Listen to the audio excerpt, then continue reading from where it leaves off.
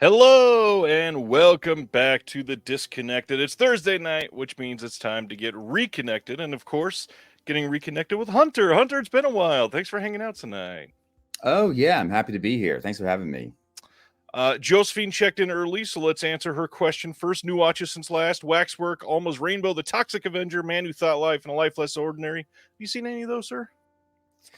I've seen Waxwork, but it's been a while, and I've seen The Toxic Avenger, but it's been a very long time. I haven't seen the other ones, though. Waxwork is the one that I was going to shout out. I think it's a little underrated. It got overshadowed by the rest of the 80s. Hmm. It's pretty decent. Yeah, it has a VS release, right? Waxwork is a Vestron release. Vestron, okay, that's right. Yeah. Other than that, what's been going on with you? Not much, just doing the usual stuff, working and going to bed and hanging out with my Waking up kids. super early. Yeah. Waking up very early, yep. Watching some movies when I can. That's a good life. Yeah. We're going to talk about pickups. We're going to talk about recent watches, of course. So what have you been watching? I have a few things here. Let me reference this real quick. I have been partaking in Junesploitation a little bit, Nice. which I don't think I've ever really done, but I have listened to F this movie on and off for a long time, and this year I decided to do it. So recently I watched Dragon Fist on the Kung Fu Day, which is an early Jackie Chan movie, and people I follow on Letterboxd are kind of mixed on it, but I actually thought it was really fun. I mean, it's just Jackie doing a straightforward kung fu movie. Yeah. It's directed by Lo Wei, who did, I think, Fist of Fury and The Big Boss, the Bruce Lee movies. And it's a pretty standard a student's master is killed, goes to get revenge. But there is kind of a unique twist that I really appreciated. Have you seen the movie? I don't think so. A lot of these start to blend together after a while, Oh, unfortunately, yeah. especially with this storyline, because, man, if that is not the most overused storyline in Kung Fu. Oh, absolutely. Yeah, there's a twist. I don't want to spoil it, but it made it pretty unique, I thought. Right. And then I watched on Kaiju Day, I watched Godzilla versus Hedorah, Ooh, which nice. is a 70s Godzilla movie, and it has kind of a very environmentalist message, and it has some 60s kind of rock and dancing to in clubs to 60s rock music. Yep. And it's kind of trippy. It has some really cool animation, actually. And I thought that was pretty good. And then I watched a Paul Naschy movie. Let's see. Oh, Blue Eyes of the Broken Doll. I've not seen that one. Nice. I think it's in one of the Scream Factory box sets, but I think I watched it in a movie. And it's kind of Paul Naschy doing a giallo, and it's not particularly memorable, but right. it was decent fun. How about you? What have you been watching? There's only two things I kind of want to shout out. It's been a very busy week behind the scenes getting the next magazine ready, and then Will and I are prepping for a commentary recording this weekend. But one thing that stuck out to me, I watched The Chaser for the first time, the South Korean movie, and my God, that movie is a masterpiece. It's awesome. For some reason, I thought I had seen it, put it on, and went, nope, this is not the movie I was thinking of. Realized afterwards it's the same guy that did The Wailing, and I just don't understand how you can make two perfect movies. And he literally did it. The Chaser was spellbinding. Like, from moment one, it is one of the best serial killer movies I've ever seen, and I kind of want to watch it again like tomorrow already. It's that good. I was absolutely blown away by it. Yeah, I loved it. I thought it was great. Umbrella released it recently, right? Yeah, that's I watched the Umbrella disc. Yeah, I need to pick that up. I've only seen it on DVD, but I remember really enjoying it.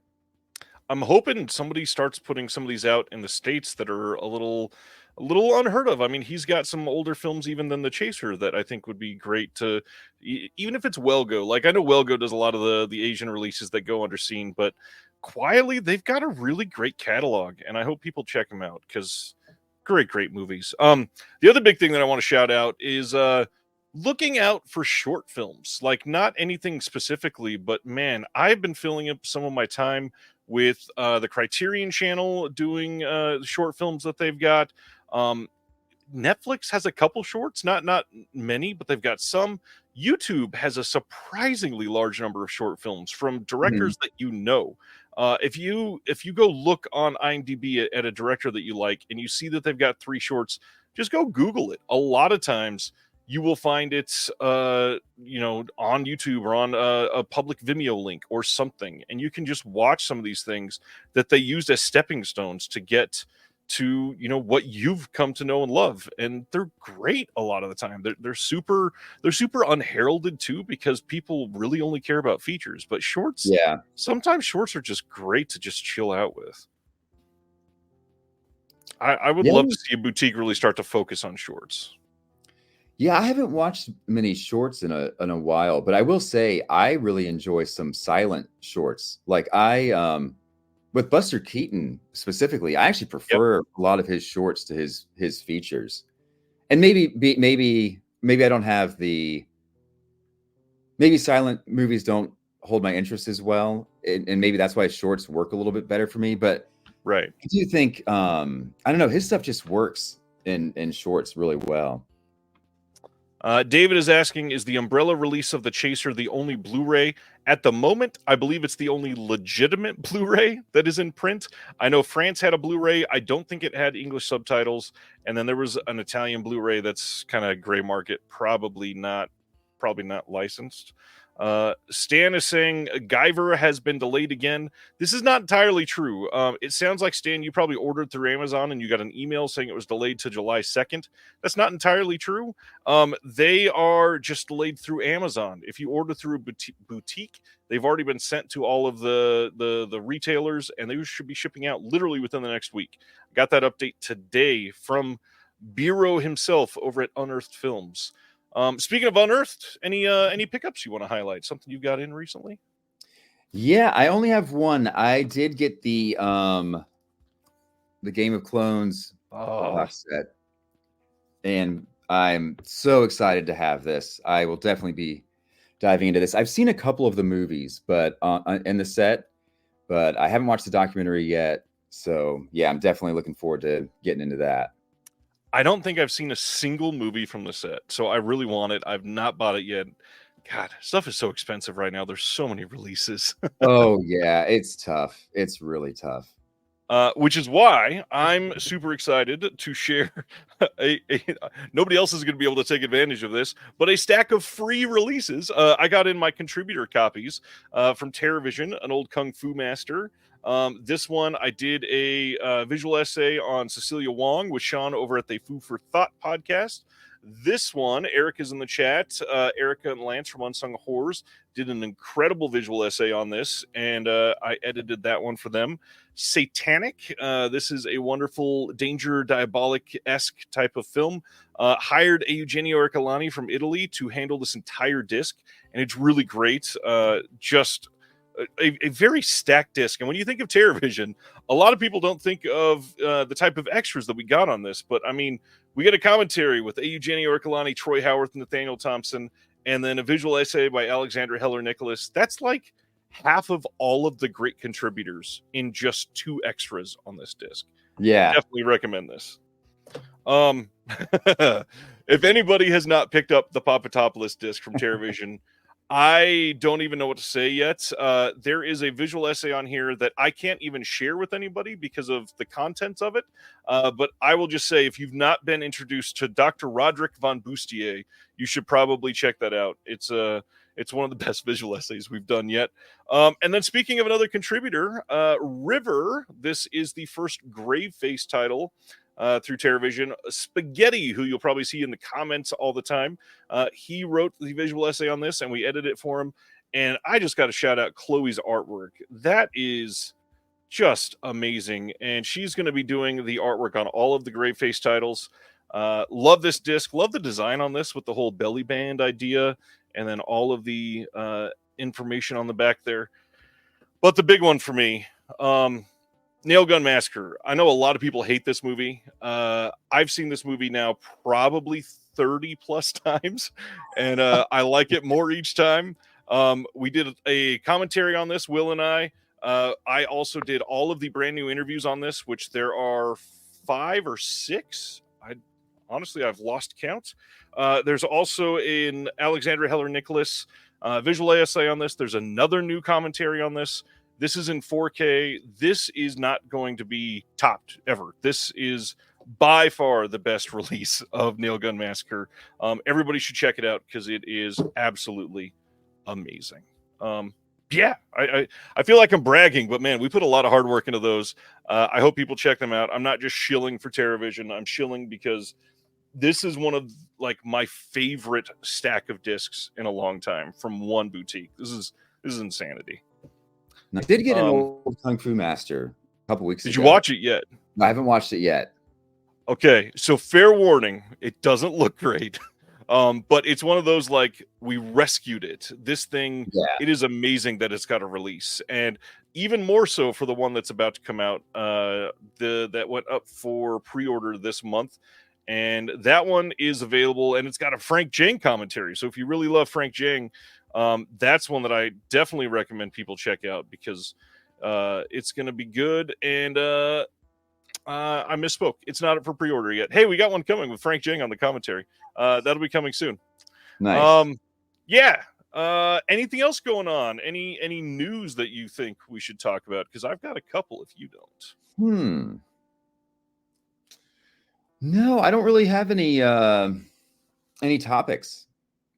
The big one that came up this week for a lot of people is Sony Pictures bought Alamo Drafthouse.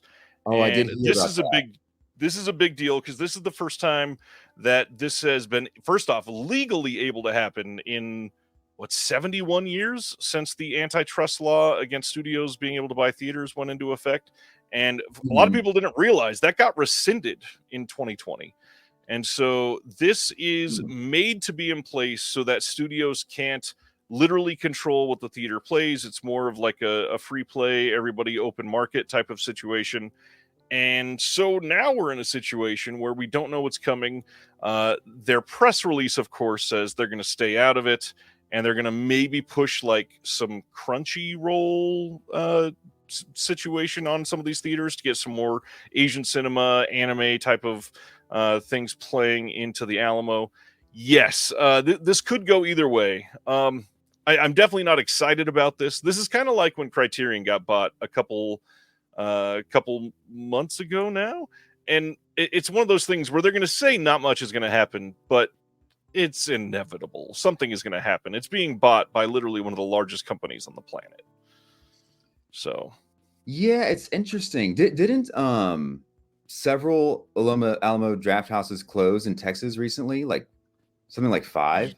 Yeah, I think it was at least 5. It might have even been more. I believe it was the Dallas area where they all closed down, and it was one franchisee was about to go bankrupt, and he sold them all at like the 11th hour. Of course, it happened to be like 4 days before Sony bought the entire chain. So, not sure what's going to happen there. They're probably not going to come back as Alamo Draft Houses now because they were sold. But yeah, it's rough. Yeah, we were supposed to get one in Central Florida. This was like before 2020. And I think, well, of course, we know everything that happened, and then that kind of made it impossible for it to open. But yeah, I've still never been to one. We had one, and it closed down. I can't remember the timing. It was either right after the pandemic started or right before the pandemic. Had nothing to do with the pandemic. The owner here was a little gropey, is the best way to say it, supposedly. Oh, okay. And there was all kinds of controversy, and he just got pushed out, basically. Erica confirms, yes, it was multiple Dallas locations. Thankfully, though, I did get to go before it got shut down. I went to a... they showed Scream, and they had a couple comedians there to make fun of it while it was on. My wife surprised me with tickets. Wasn't my favorite idea of a show, but at this point I barely remember. It was like a decade ago. But it was cool because they definitely pushed the whole no cell phones out, no talking, or you're gonna get kicked out, basically. Yeah, it's good for cinephiles. That's for sure. They're good people. The other big one that really happens to affect the physical media world, especially if you are buying from U.S. retailers, Grindhouse Video sent out an email earlier this week that they are no longer using PayPal for their website. Now, the reason here, for those of you that have never heard about some of the controversy behind PayPal, PayPal trawls through their invoices that go through their stuff as a system, and they flag certain words. And they flagged Grindhouse Video as selling weapons. Now, obviously, he is not selling weapons and collecting money through PayPal, but they're doing things like checking out when there's a movie called Gun Woman. If you sell a movie called Gun Woman, the word gun is going to get flagged in PayPal's system. Now, this is not the first time it's affected one of these retailers. Diabolic DVD has had this a few times. Mondo Macabro, I believe, actually went through the trouble of changing the title of one of their films when they were invoicing it to everybody, and they had to warn people, this is what it's going to say, but you're actually getting this movie. I know for that. Diabolic had to change the title of, I think the word Nazi was in the title, and they weren't allowed to use that for some reason.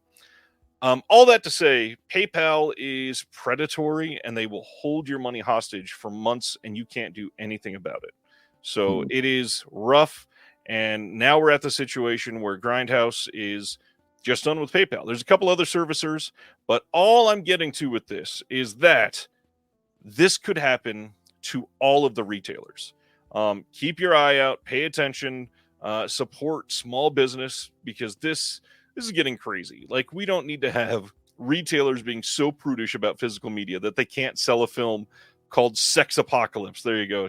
That's the one that Sibner reminded me of. Yeah, that just happened recently. It's crazy. It's crazy that we're facing that. Yeah. I think that's it for the big movie news. Oh man, we got a lot of reactions on Alamo. Brian doesn't love Alamo. David says happy to see the Pepsi commercials before the Alamo screenings. Shipping to Australia from TerraVision. Any title recommendation so I can build up a cart? First off, reminder that TerraVision is doing free international shipping for this entire month. Free domestic shipping as well. But if you're running up a balance, this is the month to do it. Go to TerraVision, build your cart that you're going to get, and check out. And if you're in the US, I believe USA is the code. If you're in Canada, it's Canada. And if you're anywhere else, ROW is the code, and you'll get free shipping. US is after $100, Canada after $150, anywhere else is after $200. If you're from Australia, you're going to have to email them, I think, because Australia is the only country that's flagged because it's like $9 million to ship something there.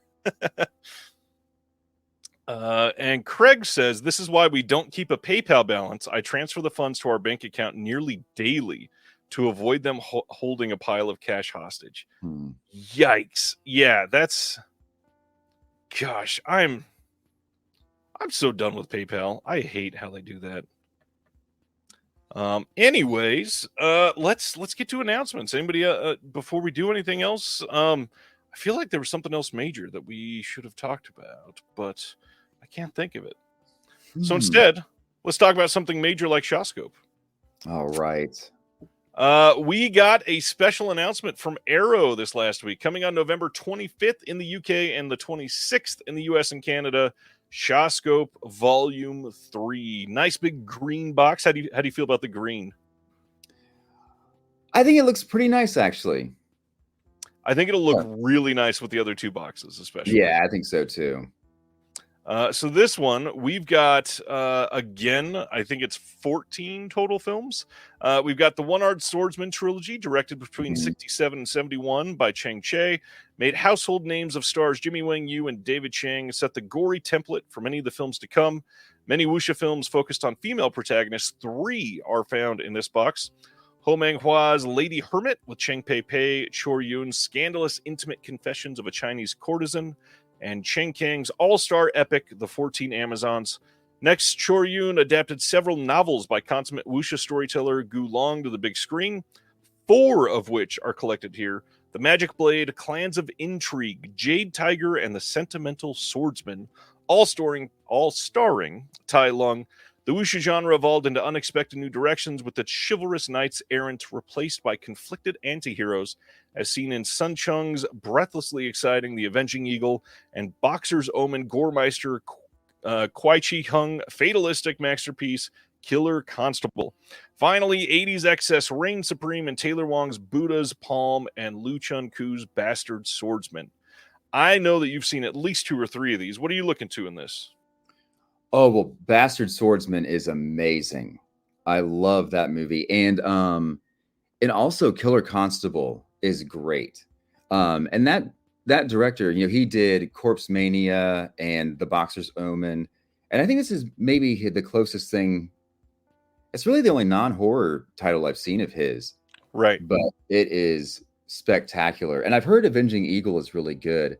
Sun Chung, he also directed Human Lanterns, which I think 88 Films put out. Yep. And he did A Fistful of Talons, which is kind of a moderately well-known non-Shaw Brothers kung fu movie that he made, I think, after he was done working with Shaw. But yeah, I'm very excited for this set. I think it's going to be great.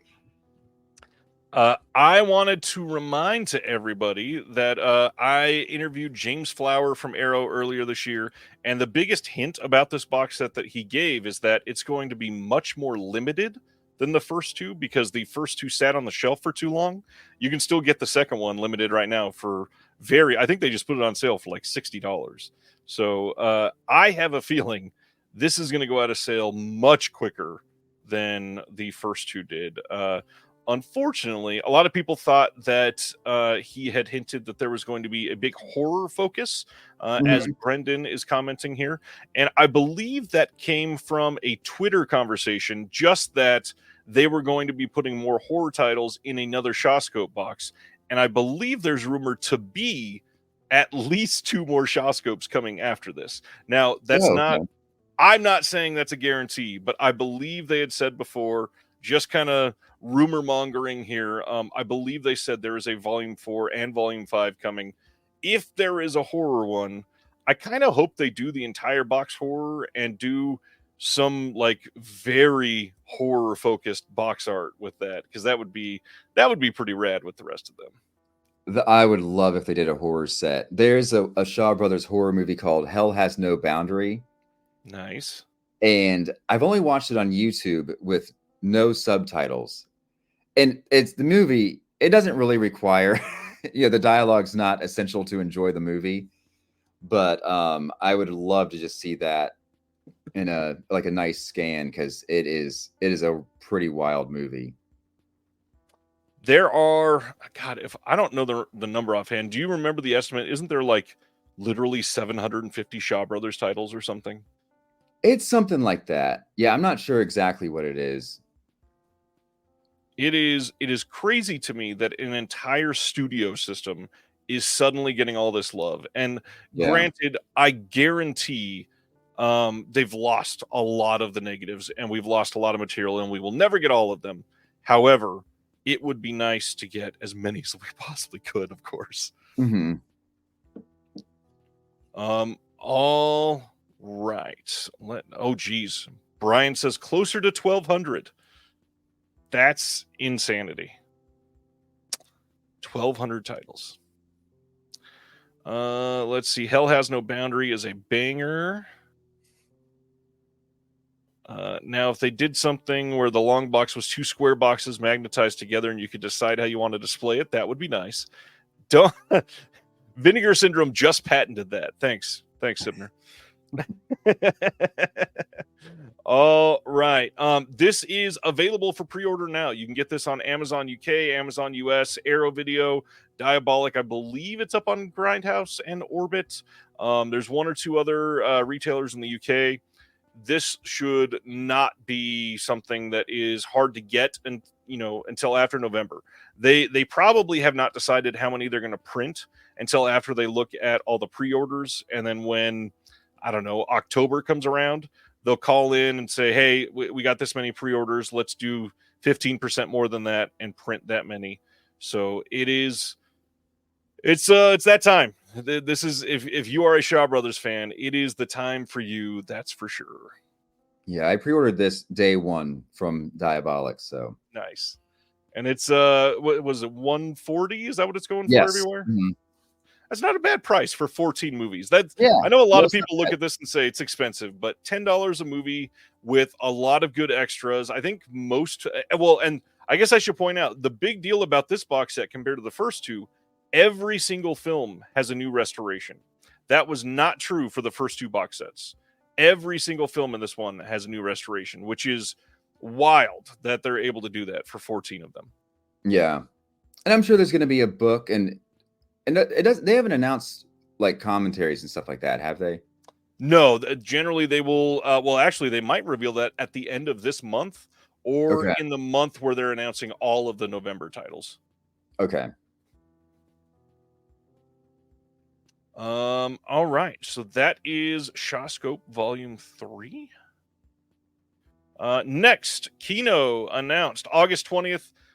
You know what? We're going to talk about this later in the show anyway. So I'm going to skip this up. That's a weird thing to say because they announced the same title twice, but we'll get to it. Oh, okay.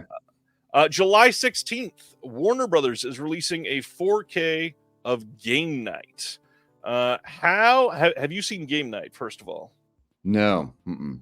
So I have to say, I don't love a whole lot of post, I don't know, 2010 comedy. A lot of it just kind of falls flat and it's trying a little too hard, it feels like. Game Night is literally a perfect movie, I think. Did need a 4K? Probably not. But Warner Brothers giving it to us, that's not a bad thing. Feeling like they have enough support to be able to put out a 4K, this is great. It's a great movie. If you've never seen it, highly recommend the 4K. It'll look great, and the movie is amazing. And you'll probably be able to get this for $20 on release day, and then after, I don't know, 2 months, it'll probably be on sale for $12. Next title, another interesting one, Just Mercy from 2019. This is getting a 4K from Warner Brothers on July 16th. I've not seen this one, but Michael B. Jordan can act. I'm sure this is pretty good. Yeah, I've never seen this one either. Jamie Foxx has done some good stuff. I don't think I've even Yeah. heard anybody say anything about this movie, so I don't know much to say. All right. Bad Boys Ride or Die, the biggest hit movie from this last weekend, is getting this 4K Steelbook, a standard 4K, and a Blu-ray release. This is coming soon from Sony. You can pre-order all of them now. On the bright side, everybody is saying that it's better than the third movie, which it better be. Yeah. After coming back after so many years. We got some details, and I also found out there's a little bit of a mistake in this post, so we're going to talk about it. Caligula from 1973. We got some release details. This is coming on 4K on the 17th, and Blu-ray as well. Now, this says from Draft House Films, but Jesse from Diabolic corrected me. Draft House didn't want to deal with this and sold the home video rights to someone else. So Draft House acquired it so they could give it to someone else and they would have to put it out. And we got a lot of information here. First off, we got the fact that this is going to be a 4-disc release. So we've got a 4K of the Ultimate Cut. That's going to have HDR as well. There's going to be an audio commentary with Thomas Nagovin and Aaron Shaps. There's going to be a second commentary on there with Thomas Nagovin and Grant Morrison. Then there's a second 4K disc of the uncut version. That one is going to be SDR, not HDR. Then we've got the restored trailer there, and then we've got a third disc. That's the Blu-ray. This is going to have a Tinto Brass interview called The Power of the Orgy, the Making of Caligula documentary, the Guccione scandal featurette, moving stills gallery slideshow with an audio podcast. And then the fourth disc is a CD soundtrack of the film. Now, I don't know who is putting this out, so I'm not saying that this is the answer. But just looking at the cover, this screams Severin to me. The other thing about this is their summer sale starts July 12th. And usually when we see a summer sale or a big sale release, or they're doing a website release and then they put out a wide release a couple months later, it's usually about 2 months later. This comes out on September 17th, literally almost 2 months to the day after the Severance sale ends.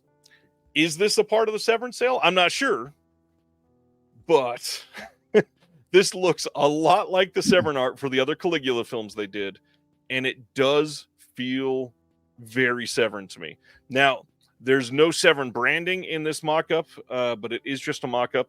I believe that's the word giant down there. Craig, you might be able to tell me since you worked on the restoration. Do you know who Giant is in relation to this, Craig?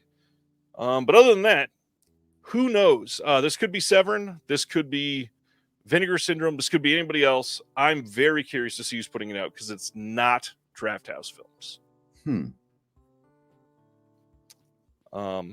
Craig does not know who Giant is. Thank you for that. All right. Going to the next one. Oh my gosh. We got to talk about this. October 22nd, Unearthed is releasing Village of Doom from 1983 as part of their Unearthed Classics line. Have you heard of this before? No. Okay, so there's one night, and Sibner in the chat is going to be able to back this up. Sibner and I, after a reconnected one night, we were supposed to FaceTime and just hang out for a little while. Yes, Brian, Umbrella is doing it in Australia. They are not doing it in the U.S. Talking about Caligula. So Sibner and I were supposed to hang out on FaceTime after reconnected, and Steven from Unearthed asked me to call him. Now, keep in mind, it was literally like 12:45 in the morning here. And so I go to call Steven, and I keep telling Sibner, I'll be right there. He kept me on the phone for about an hour and a half. And one of the things we talked about was this movie. And I was the one that got Mike Leader and Arna Venema hired for this commentary. And I cannot wait to have them talk about this. This movie is a classic Japanese true crime story. It's a chilling reenactment of the infamous Tsuyama massacre, a revenge killing spree that occurred on the night of the 21st of May in 1938 in a rural village of Kamo near Tsuyama in Okayama Prefecture. Mutsuo Toei, an emotionally distraught 21-year-old man who had been ostracized by his fellow villagers, went on a violent killing spree that took the lives of 30 people, including his own grandmother. Before he finally killed himself, he visited his revenge upon the village using a shotgun, a Japanese sword, and an axe, and it remains the deadliest mass murder spree in Japanese history. And this movie is supposed to be great. Yes, Sibner, this is one of the things you were put on hold for. Yeah, I'm definitely intrigued. I mean, this sounds like something that I would enjoy. This has supposedly been pretty hard to track down since its release, and very eager to check it out. Looks great. Yeah. Warehouse 13, a series I've literally never heard of until this announcement, is getting a complete series Blu-ray on June 18th. This ran from 2009 to 2014. Have you seen this? Do you know what this is? I've never heard of this. I read this, and it said it was on for like 5 years. And I was like, what? Never heard of this. And it's getting a complete series release. I hope people like it, and they're excited that it's coming out. Sibner says, I've never heard of it. It's been a sci-fi staple. Yeah, I've never heard of it because I haven't had the sci-fi channels, God, since 2009, maybe? Sardis, I am not sure if Village of Doom is black and white. I would have to check on that. Not sure. But it came out in the 80s. It could go either way. All right, next is a documentary that you can help with a Kickstarter campaign donation if you're into it. Life After the Goonies is available to be pre-ordered now. You are able to check this out. There's also a slew of documentaries that this team has put together recently. They also have available Life After the Neverending Story, Life After the Navigator, Life After Flash, and Life After Goodfellas, Life After Grease, a few others. And they are working on more and more to come after this. There's a whole bunch of stuff on the on the Kickstarter page. Check it out if you're into the Goonies. How do you feel about the Goonies? You know, the Goonies is a movie that I saw for the first time a little too old. I didn't see it as a child. I saw it when I was maybe 24 or something like that. And it just, didn't really have any impact on me. Right. I get it. It's fun. I should show my. I think the last time I tried to show my kids, they were too young to care, and now would probably be a good time to see it. Then we got August 20th from Kino, a Blu-ray coming of The Apartment. Not that apartment. The Apartment from 1996. This is with two people that have been in another movie together, Vincent Cassel and Monica Bellucci. This one is from 1996. We got an audio commentary by Adrian Martin on this one. Interested in checking this one out.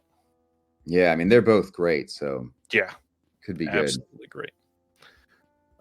Next from Kino, Green Border from this year, from 2024, Blu-ray release on August 20th, says winner of the special jury prize at the 2023 Venice Film Festival, Green Border immediately drew controversy from the Polish government for its depiction of the European migrant crisis on the Poland-Belarus border. Shot in stark black and white, this riveting thriller explores the intractable conflict from multiple perspectives. A Syrian family fleeing ISIS caught between cruel border guards in both countries, young guards instructed to brutally reject the migrants, and activists who, at great risk, aid the refugees. This sounds right up my alley. Definitely, I'm hoping to check this out soon.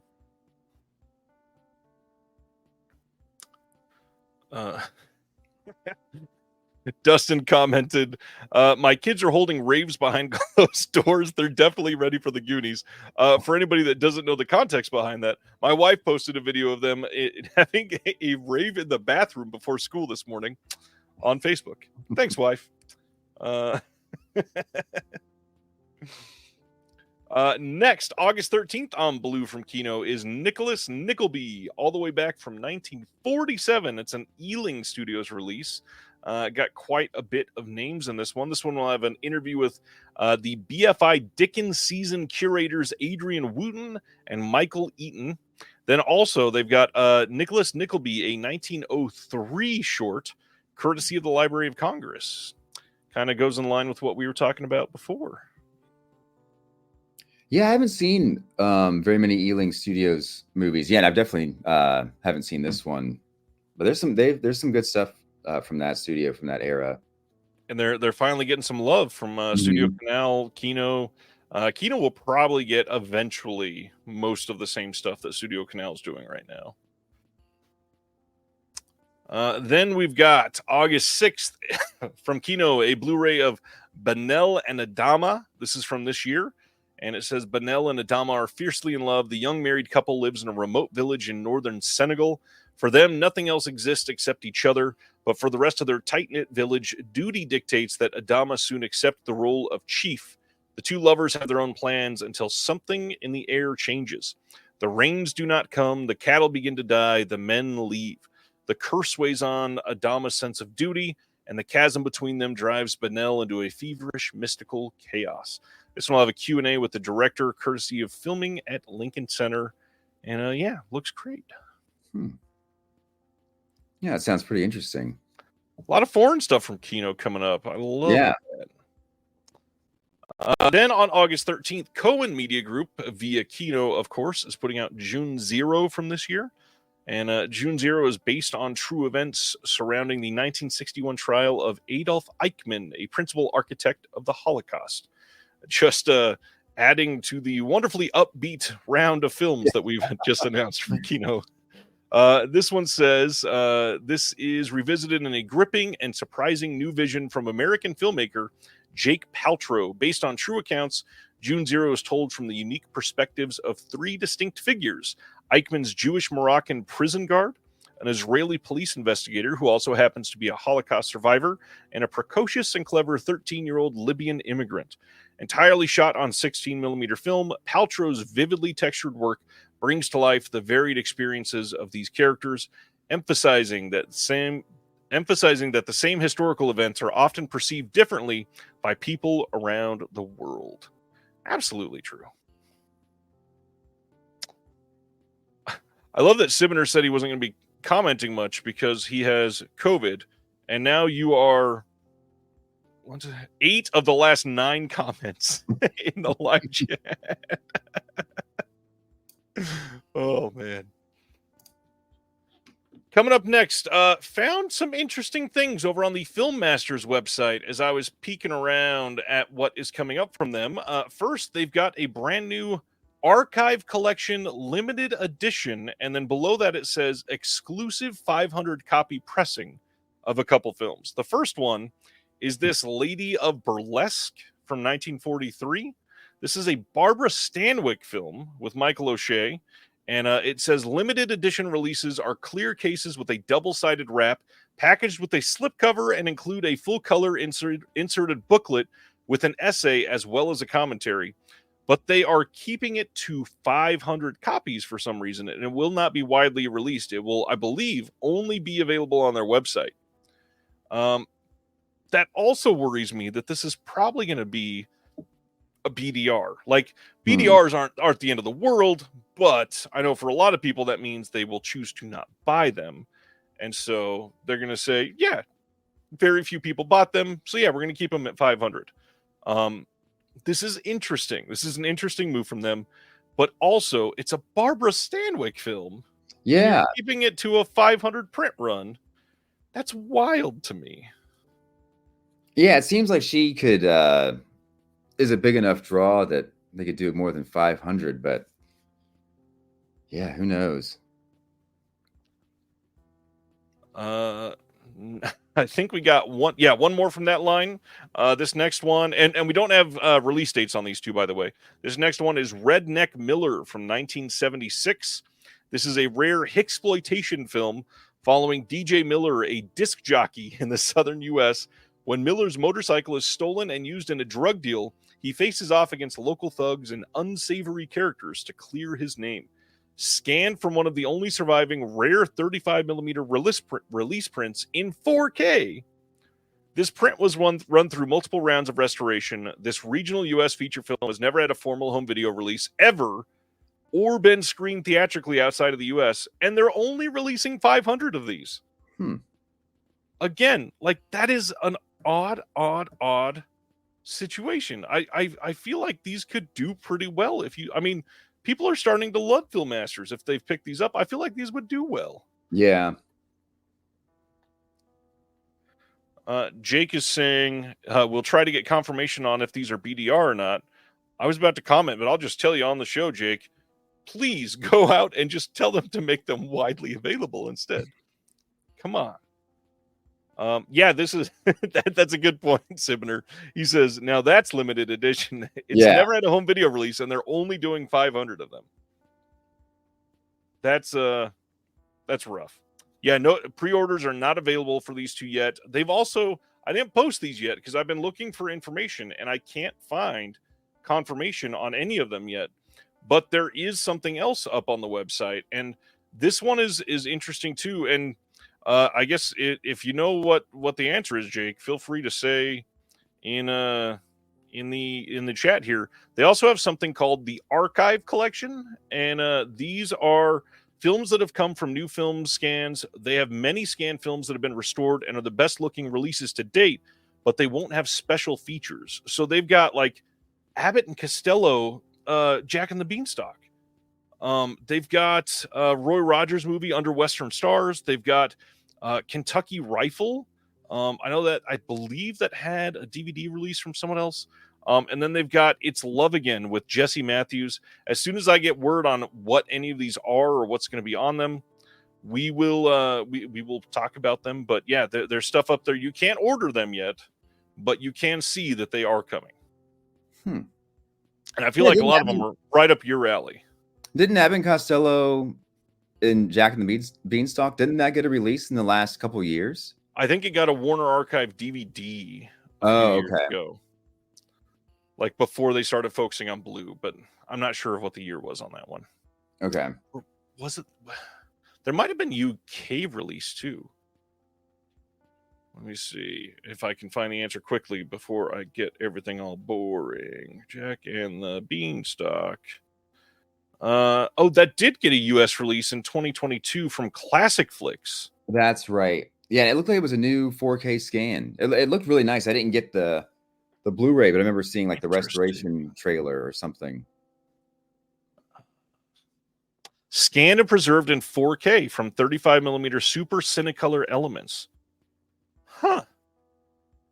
And it's got all kinds of bonus features. And you can still get that one on Amazon right now for $32. Well, now I'm very confused. Very, very confused. All right.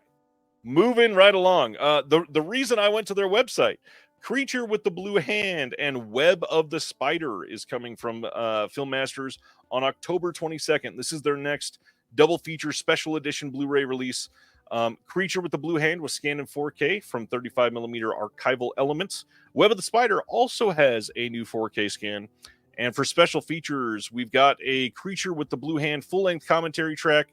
Web of the Spider will have a full-length commentary track as well. There is going to be essays by Christopher Stewartson and Nick Clark, an all-new documentary on Edgar Wallace, and then an archival commentary by Sam Sherman on here. And I just got to say, Filmmasters is doing incredible work on all these. Yeah. Are these Krimis by any chance? Do you know? Ooh, I'm not. I know Edgar Wallace.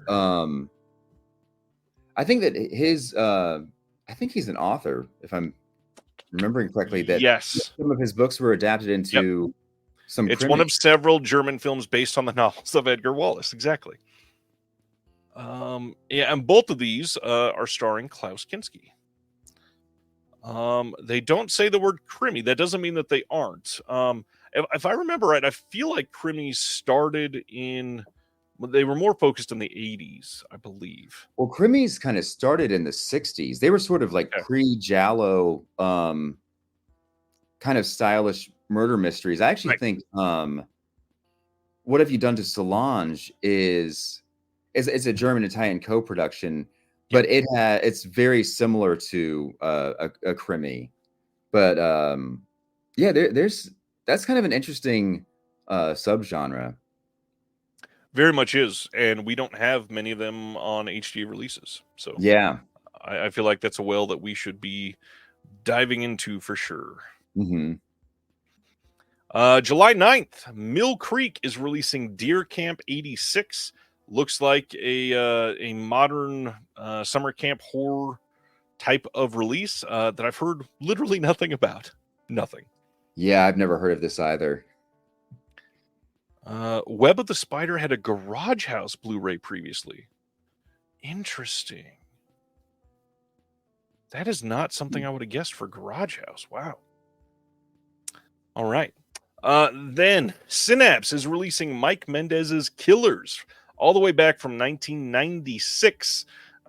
This one is going to have an audio commentary with the director and Michael Gingold on there as well. We've got liner notes by Heather Drain, and the alternate ending will also be on the disc. And I've heard this is pretty great. I've never been able to see this one, but I've heard it's pretty good. Yeah, I've never seen this. I'm not sure I've seen any Mike Mendez's movies. I'm familiar with his filmography a little bit, but yeah, I don't think I've ever seen any of them. Synapse doing good work. Just a lot of people upset it's not the ones that they want announced. Next up, VCI is releasing Santa Claus from 1959. This is coming on a Blu-ray, but it's VCI. They didn't even announce special features. I know the last release of this on Blue had some special features. It's VCI again. It's hard to trust. I don't know what else to say about these. What about you? Is this one you've seen or your type of film? No, I wasn't even aware of this movie. I'm not a big holiday movie guy. Are you? It depends. I really like if you can make a good holiday horror movie, I'm super into it. Oh, but yeah. The schmaltzy stuff, I feel like it gets dated very quickly. Yeah, for sure. I don't know. Yeah. Anyways, speaking of Kino releasing film noir, The Dark Side of Cinema 22 very soon. This one has The Enforcer from 1951 with Humphrey Bogart, The Scarlet Hour from 1956, and then Plunder Road from 1957. 22 of these box sets. Yeah, it's unbelievable.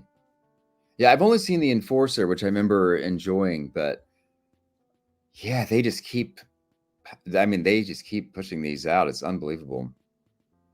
It's crazy to me that they found, well, the first one had 5 movies in it, so we are up to 68 films in the film noir dark side of cinema run, and that is crazy. Yes, The Enforcer also has an imprint release. Brendan says, how many of these do they have up their sleeves? 100? I mean, probably. And then that's a good question. Sibner says, I would really like to know the type of profit margin they have on these. I bet licensing these has to be very cheap. Yeah, I would guess that as well. I mean, it's not like the studios are running out to release noir after noir on Blu-ray. I don't know. All right, August 20th, we are getting a standard 4K release of Red Eye from Paramount. This was following the Paramount Presents 4K that went out of print. I know Sibner is about to argue with me in the comments, but it did go out of print. And now the disc is back in print coming in August. You will not be able to get that out of print packaging. But I like this packaging better than the out of print release. And I love this movie. How do you feel about Red Eye? Have you seen this one? I haven't seen it since it was in the theaters, but I remember enjoying it in the theaters for sure. It was watched, gosh, it might have been last summer now as one of the Discord's monthly watch along movies. And man, it holds up. It is so much fun. Simner says, care to go into the IG feud you had over this? No, not really. But I will say, if you want to read something funny, this comment section is wild. There are 13 comments here. it's a doozy. Going to the next one, Sweeney Todd, another one that Sibner's going to argue about. Sweeney Todd getting a standalone 4K release from Paramount. This was previously, I think I have it just next to me because I was just talking about this, and then I hit the microphone, in the Paramount Scares box set, and now you can get the exact same disc on itself, or by itself. We don't have any packaging shots yet, but it is coming out, and now you won't have to buy, I think the cheapest this has been so far is like $65, $70 for the box set, just to get Sweeney Todd, if this is one that you want. Yeah, good movie. I like this movie. Yeah, I love Sweeney Todd. I saw it like 2 or 3 times in theaters, so I'll definitely pick this up.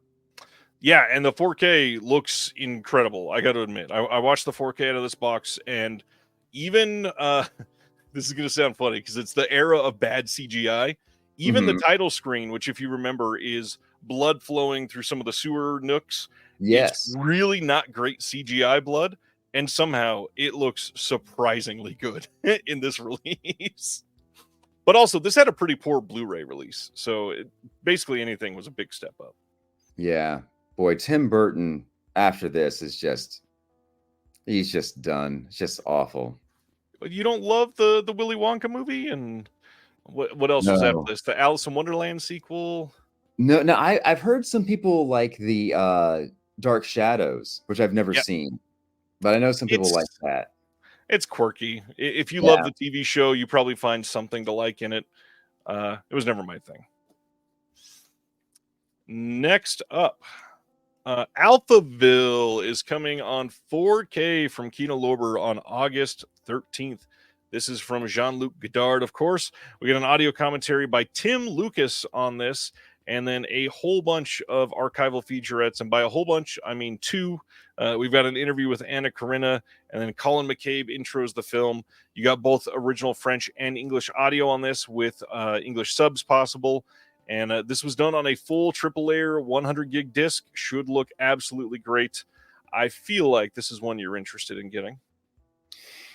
Godard is someone I used to really love. And for some reason, like revisiting his movies, I don't know when I went through and rewatched a good amount, and they kind of don't do it for me anymore, except for like A Woman is a Woman, I think is awesome, which is like kind of his play on like a Hollywood musical. And then Band of Outsiders, I still enjoy. But Alphaville, I don't think I've rewatched. I would be curious to see how this looks on 4K. Yeah, Kino really is hitting 4K hard right now. Yes. We're about to talk about a few more. Yeah. Yeah, I believe those other ones are a little more up your alley. Next up, Paramount is re-releasing Double Jeopardy as a standard 4K release as well. This is coming on August 27th. Nothing else new on the disc, just a standalone. Great movie. The 4K looks really good. You'll Never Find Me. This is a Shudder film getting a Blu-ray release from RLJE on August 20th. And I've heard this is surprisingly great. I've been meaning to check this out, but I, unfortunately, don't have Shudder anymore. So I will wait and check this out on Blue probably. Here we go. Our first Jean-Pierre Melville 4K from Kino coming on August 13th. I'm sure this is for you. Tell us about this one. Well, I love Jean-Pierre Melville. Right. Yeah, he's somebody that, I mean, I learned about from Tarantino interviews, and Tarantino actually has said that he thinks Les Doulos is the greatest script ever written. And yeah, this is not one of my favorite Melville movies. I prefer his, well, anything he does with Alain Delon. I mean, Les Samurai, of course, I adore, and Les Cercle Rouge. But yeah, this is one that I've actually never owned on Blu-ray, but I would love to hear Sam Deegan's commentary on it. Yes. This is one that I'm definitely interested in, and we got another one that we're about to talk about as well. But yeah, Les Doulos. This is from 1962. Audio commentary by Sam Deegan. We've got Melville, the Demon Within Him, an interview with the first assistant director, Vogel Schlandorf, which is almost 30 minutes long, which is great. Birth of the Detective Story, Melville style, a full-blown documentary that's a little over a half an hour long. And again, triple-layered 100 gig 4K disc. This should be stunning. Nice. The big thing, though, a lot of people are not going to be super stoked. This is an SDR master from Studio Canal. So in what you would hope, like the dark blacks in these movies to be really great with HDR, you're going to not be able to have that in HDR. So it'll look, the biggest thing here is a huge uptick in resolution. If you are somebody that is diehard about that, you're going to want this. Or if you don't have it, this is a great first one to buy, but it's a little less probably motivating for people to buy it without HDR. Yeah, I'll definitely pick this up because I don't have another release of it. Next one, Bob La Flambeau. I'm not French, I'm sorry. August 13th on 4K, another Melville. This one is, again, SDR master by Studio Canal. We've got an audio commentary on this one by Nick Pinkerton. That's a big deal. Diary of a Villain, documentary by Dominique Millet. And then another triple layer 100 gig disc. Any thoughts on this one? Yeah, this was the first Melville movie that I ever saw, actually. And I think it's really good. I really enjoy this movie. I haven't seen it in maybe 20 years or more, but yeah, I remember really enjoying this movie. I've not seen these. I definitely need to check this out. Yes, Ronnie, I misspoke. I'm sorry. It is La, not Les. La Doulos. Again, very, very not French. 88 Films unleashed a whole bunch of announcements on us this week. First up, September 9th, they are releasing From Beyond on 4K over in the UK. A lot of people stoked that this artwork is different than the Vinegar Syndrome one, and a lot of people like this one a lot more. The funny thing, this will probably be the exact same 4K restoration and scan and all that stuff as Vinegar Syndrome. Not sure if they're going to do new extras. I'm going to guess probably not. But this is not one that, if you've got the other one, I would say this is definitely not one that you got to double dip on immediately. Or ever, necessarily. Then, To Kill a Mastermind from back in 1979, getting a Blu-ray release September 9th in the UK and September 10th in the US. We are getting some of their Shaw Brothers titles. So now, not only in the US are we getting Arrow Shaw Brothers and Shout Factory Shaw Brothers, 88 Films is finally giving us Shaw Brothers in the US as well. And this one is one that people have wanted for quite some time. To Kill a Mastermind. Have you seen this one? No, I've never seen it, but this is another Sun Chung movie, I believe. I believe so. And of course, it doesn't Yeah, say. I have heard it's really good, but yeah, I haven't tracked this one down yet. Yeah, I'm very excited to see some of these new ones from them. I'm glad that they're able to get rights for both the US and the UK. That's got to Mhm. be a lot easier for them to just to be able to do both instead of just one. Then the next one, the Shadow Boxing, aka the Spiritual Boxer Part 2 from Mhm. 1979. Again, September 9th in the UK, September 10th in the US. This one is from Lau Kar Lung. This is one of the finest and wildest rides following a pair of very special undertakers who transport dead bodies by magical means. This one sounds pretty dang fun. Yeah, and Lau Kar Lung is like, one of the great Shaw Brothers Yeah. directors. I mean, he did Eight Diagram, Pole Fighter, Shaolin Master Killer. So like, I'm definitely gonna get this. Thanks for the compliment to Brad Henderson. He says, really happy to see the vice president of physical media on YouTube tonight. Appreciate that, Brad. Next title from 88 Films is The Golden Lotus. Again, September 9th in the UK, September 10th in the US. Another one that is out of Shaw Brothers.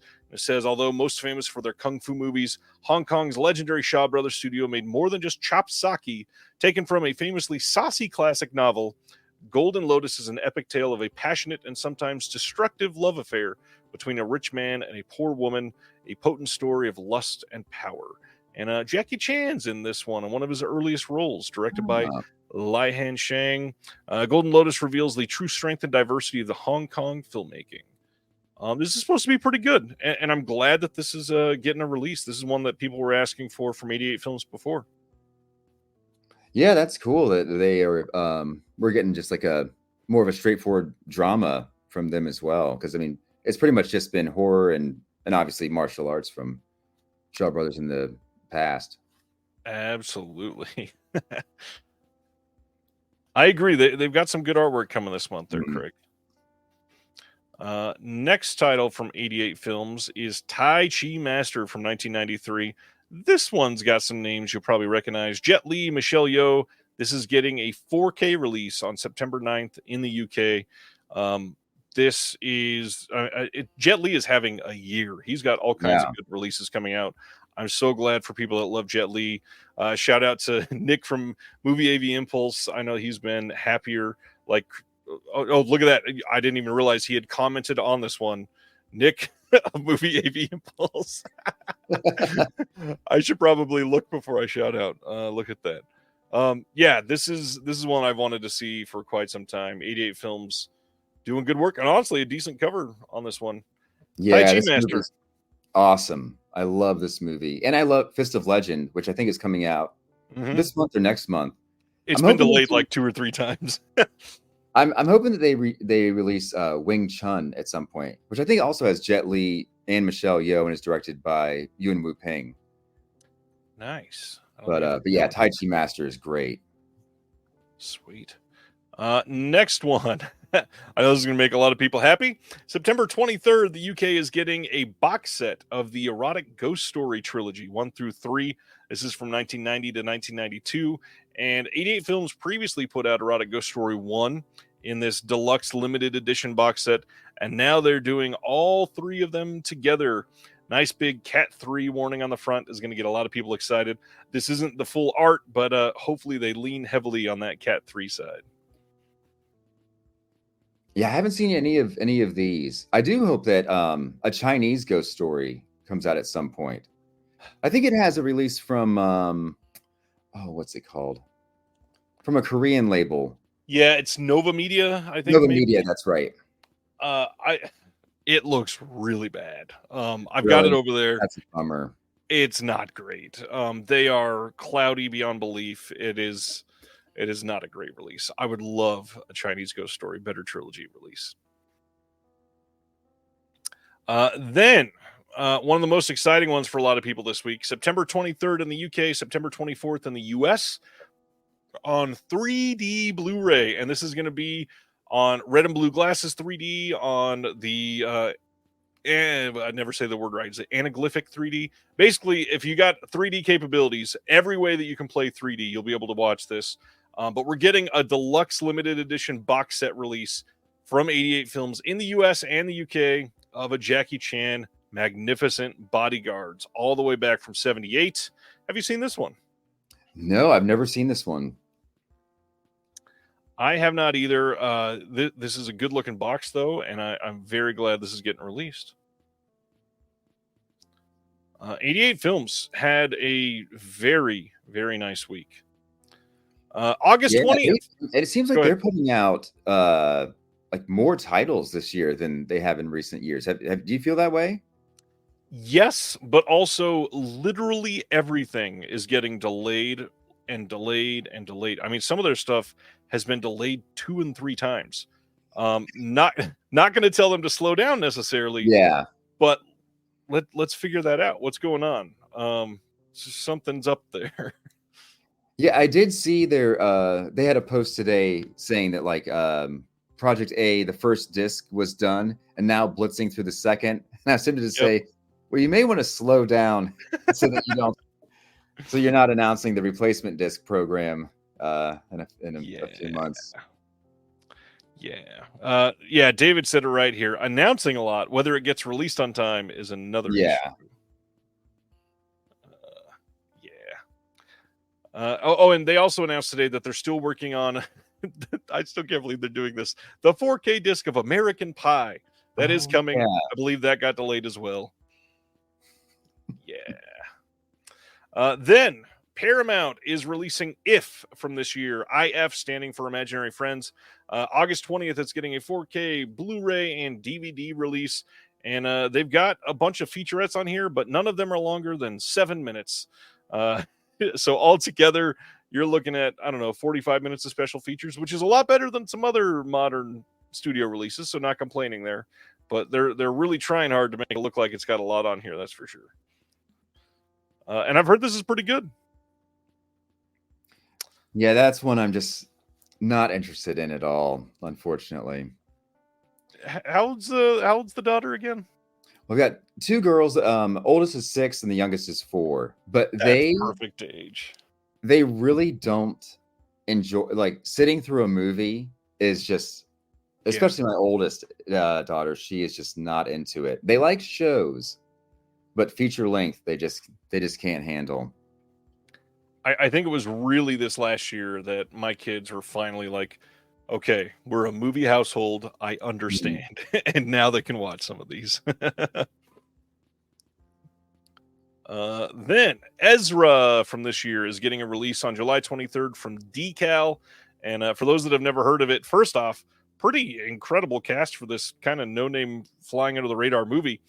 Ezra follows Max Bernal, a stand-up comedian living with his father while struggling to co-parent his autistic son Ezra with his ex-wife. When forced to confront difficult decisions about their son's future, Max and Ezra embark on a cross-country road trip that has a transcendent impact on both their lives. And in this movie, Bobby Cannavale, Robert De Niro, Vera Farmiga, Rainn Wilson, Whoopi Goldberg, Rose Byrne, I don't think I said her name.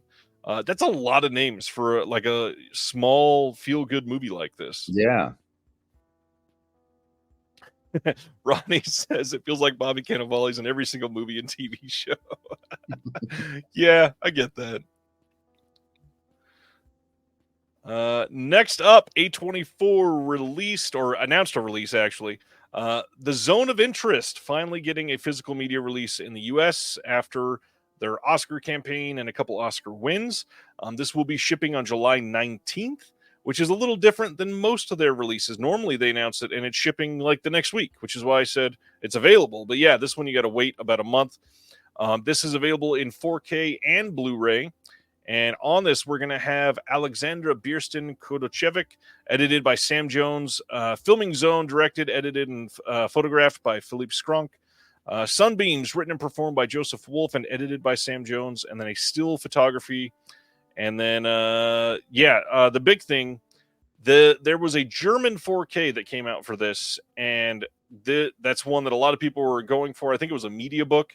The big difference, this release has Atmos, and if you saw this one in the theaters, This movie has incredible sound.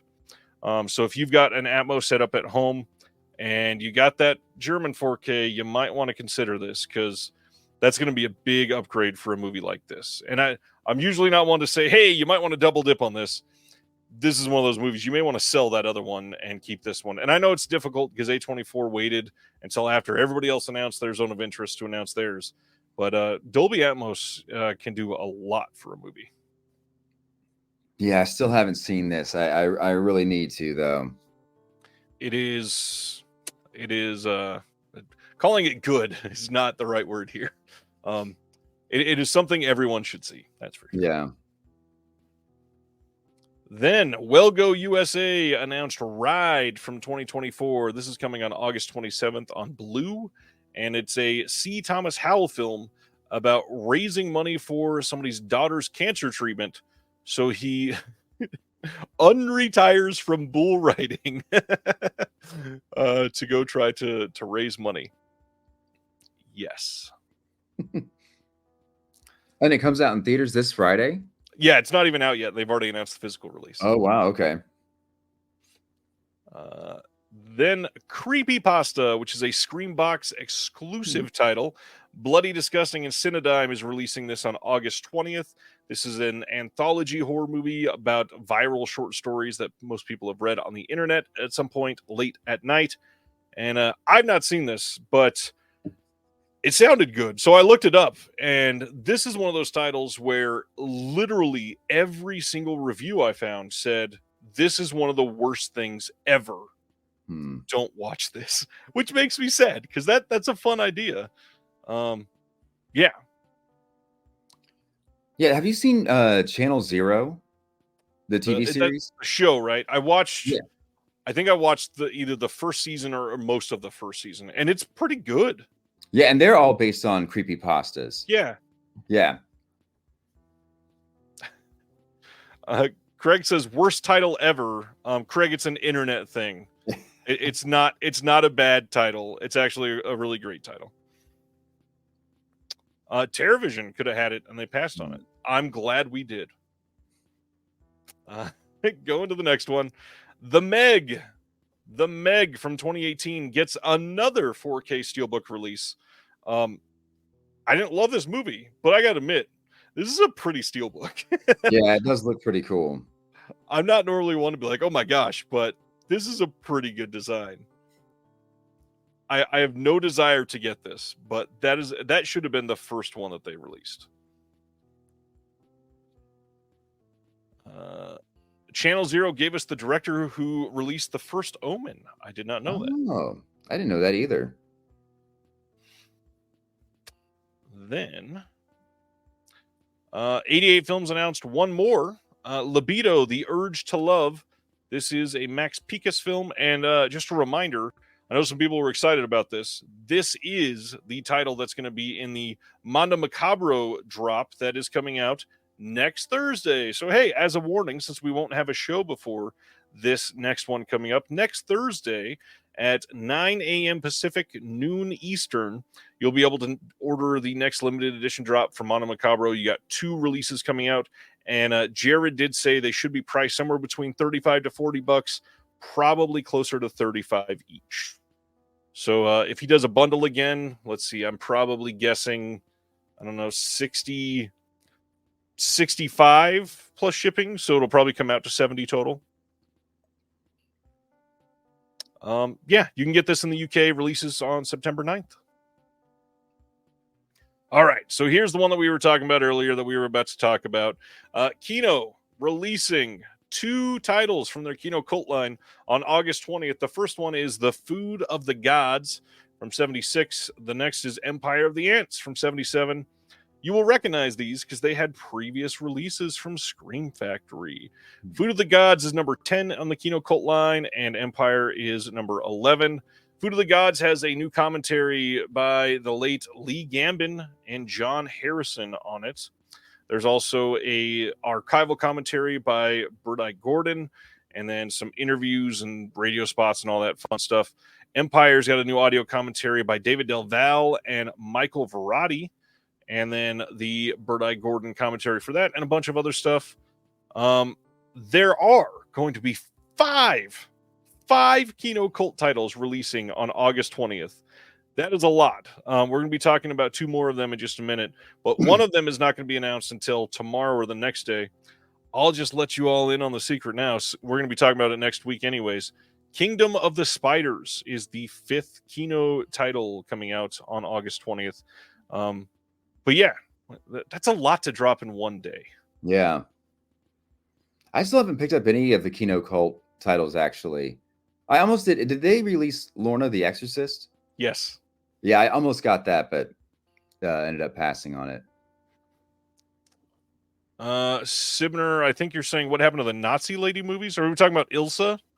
They are still working on those, and they are promising that they will be out this year. I believe those will be October or November titles. Man, lots of people saying they don't have Kino cult titles yet. Surprising. Next title is one from Grasshopper, a that we don't talk enough. This is Lady Killer from 1937, or the French title that I'm not going to be able to say out loud. This has a new 4K restoration and was the first collaboration between Jean Gramillion and legendary actor Jean Gabin. This adaptation of a novel by André Buchler features the young Gabin as a Casanova of the French Foreign Legion, the Lady Killer, who meets his match in the mysterious seductress Madeleine. I probably said 9 of those words wrong. I'm sorry, Ronnie, in advance. This is going to have the strange Mr. Victor on this as well in a new 4K restoration. So this is a double feature, and there's inside art for that one as well. There's a trailer for the Lady Killer, and then reversible art is the other big sell. But yeah, you can get these on Amazon. You can get on the Grasshopper site. Yeah, it's supposed to be good. Let's see.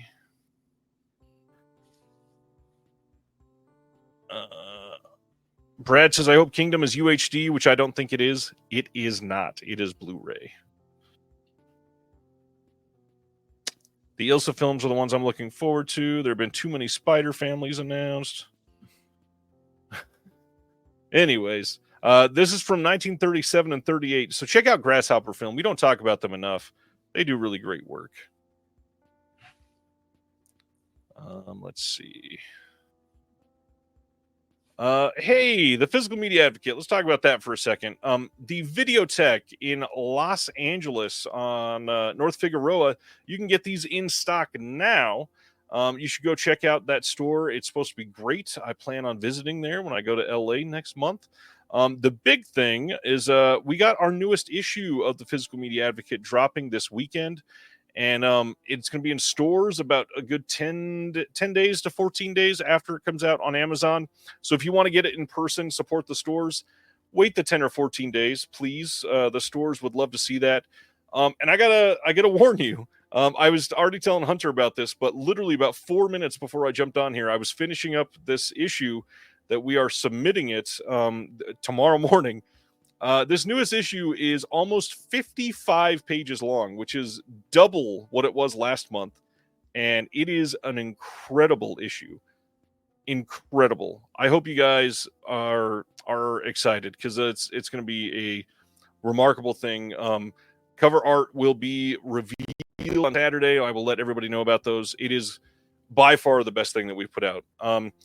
Ryan is saying where it's at the Videotech on 4102 North Figueroa.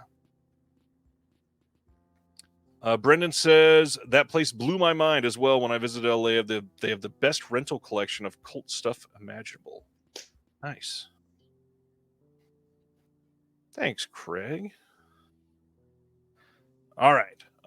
That's it for the Physical Media Advocate.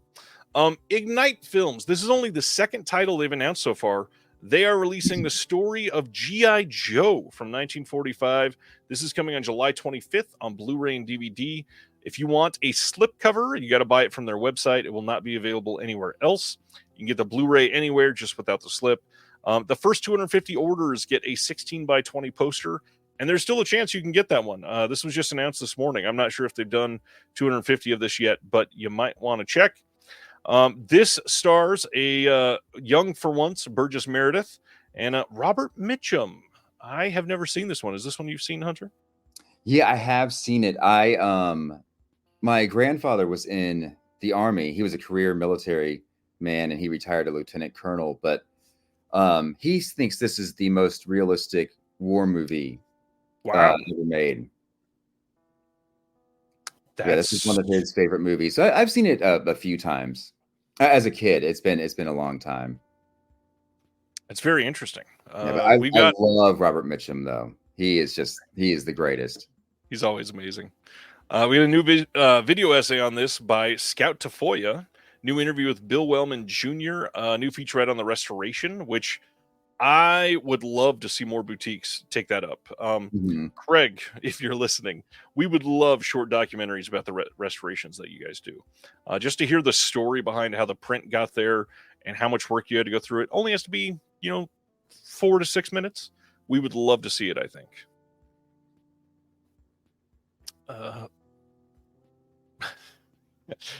Anthony, of course, says who plays Cobra Commander. Moving to our next one. August 20th, Staying Busy with Kino Cult. Frogs from 1972 is the next title. We've got an audio commentary by David Del Val and Dan Marino, the son of the NFL legend. Dan Marino is on this audio commentary. I got some archival pieces on here as well. But that is Frogs, which I was still kind of surprised when they posted that announcement with Dan Marino. Yeah, I saw that and was surprised as well. This is the only Kino Cult release that I've seen, and it's kind of it's good. It's pretty good fun. I would say all of these are at least fun.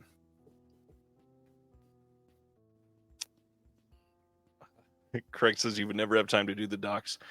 Hey, that's all we got for this last week, which honestly, for the second week of a month, kind of a lot. Yeah, this is a good amount. Coming up next week, which is what we always cover after that. Get it on the screen. Chinatown 4K with a Blu-ray of the two Jakes with it, if you want it or not, is coming. RoboCop 2 4K from Scream Factory. Bound 4K from Criterion is finally coming.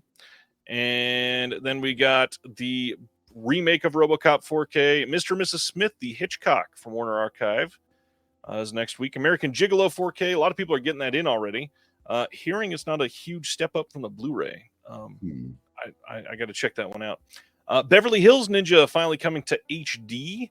The Karate Kid 4K gets another 4K release. It's got some new special feature locked to this one. So if you get that box set, you won't have the special feature. American Fiction also finally getting its Blu-ray release after last year's Oscar push. We've got Shotgun Stories coming from Sony. The Prison Walls, Abashiri Prison 1 through 3 from Eureka. Victims of Sin from Criterion. Obsession from Indicator. Cat Ballou from 65 getting its Sony release. Same with The Burglars from Sony from 1971. Film Noir, The Dark Side of Cinema 19 dropping next week. The Shop at Sly Corner and Tomorrow We Live from Indicator. And then Piaf, which I happen to have right here from Oscilloscope. That one is coming out. Cohen Media doing Nowhere Special next week. And then Warehouse 13 that we talked about earlier. Bolero from one of them getting a BDR release. Any of these you're excited for? Let's see. I would maybe get the Prison Walls one I'm excited about. Eureka is probably my favorite label right now, actually. Interesting. And maybe American Gigolo. I do like some Paul Schrader stuff, so yeah, it depends on the title. Yeah, well, his older stuff. Well, I guess even with his older stuff, it kind of depends on the title. But I rewatched Hardcore maybe last month or the month before, and I really enjoyed rewatching it. I forgot how much I enjoyed that movie, even though the ending is kind of. I mean, they forced the ending on him. I know it's not what he wanted to do, but man, if it had a better ending, it would be like a 5-star masterpiece. It would be awesome. Right. I will definitely be after Bound next month when it's 50% at Barnes & Noble. And then my big one, I got to get Shotgun Stories soon. This is one that I've been wanting to see, and hoping that it's good. I'm not Hey, been is able to that see Jeff it. Nichols' first movie? It's his very first movie, and it's Oh, just okay. now getting an HD release, so it should be Nice. good. All right, our topic tonight is our 5 favorite Quentin Tarantino scenes, not films, scenes. Hunter, why do we pick 5 favorite Tarantino scenes? Well, I've been wanting to talk about Tarantino on this channel because he's such a divisive figure in the disconnected community specifically. I mean, there are obviously people who really despise him and let it know anytime they have an opportunity how much they can't stand him. But I feel like every Tarantino's movie is someone's favorite movie, right? Yes, this is true. And I just thought not that Tarantino needs someone to defend him. He's fine. But I just thought it would be nice to have a good positive conversation on Tarantino. And I'm also curious to see where everyone in the chat kind of stands on Tarantino. Yeah.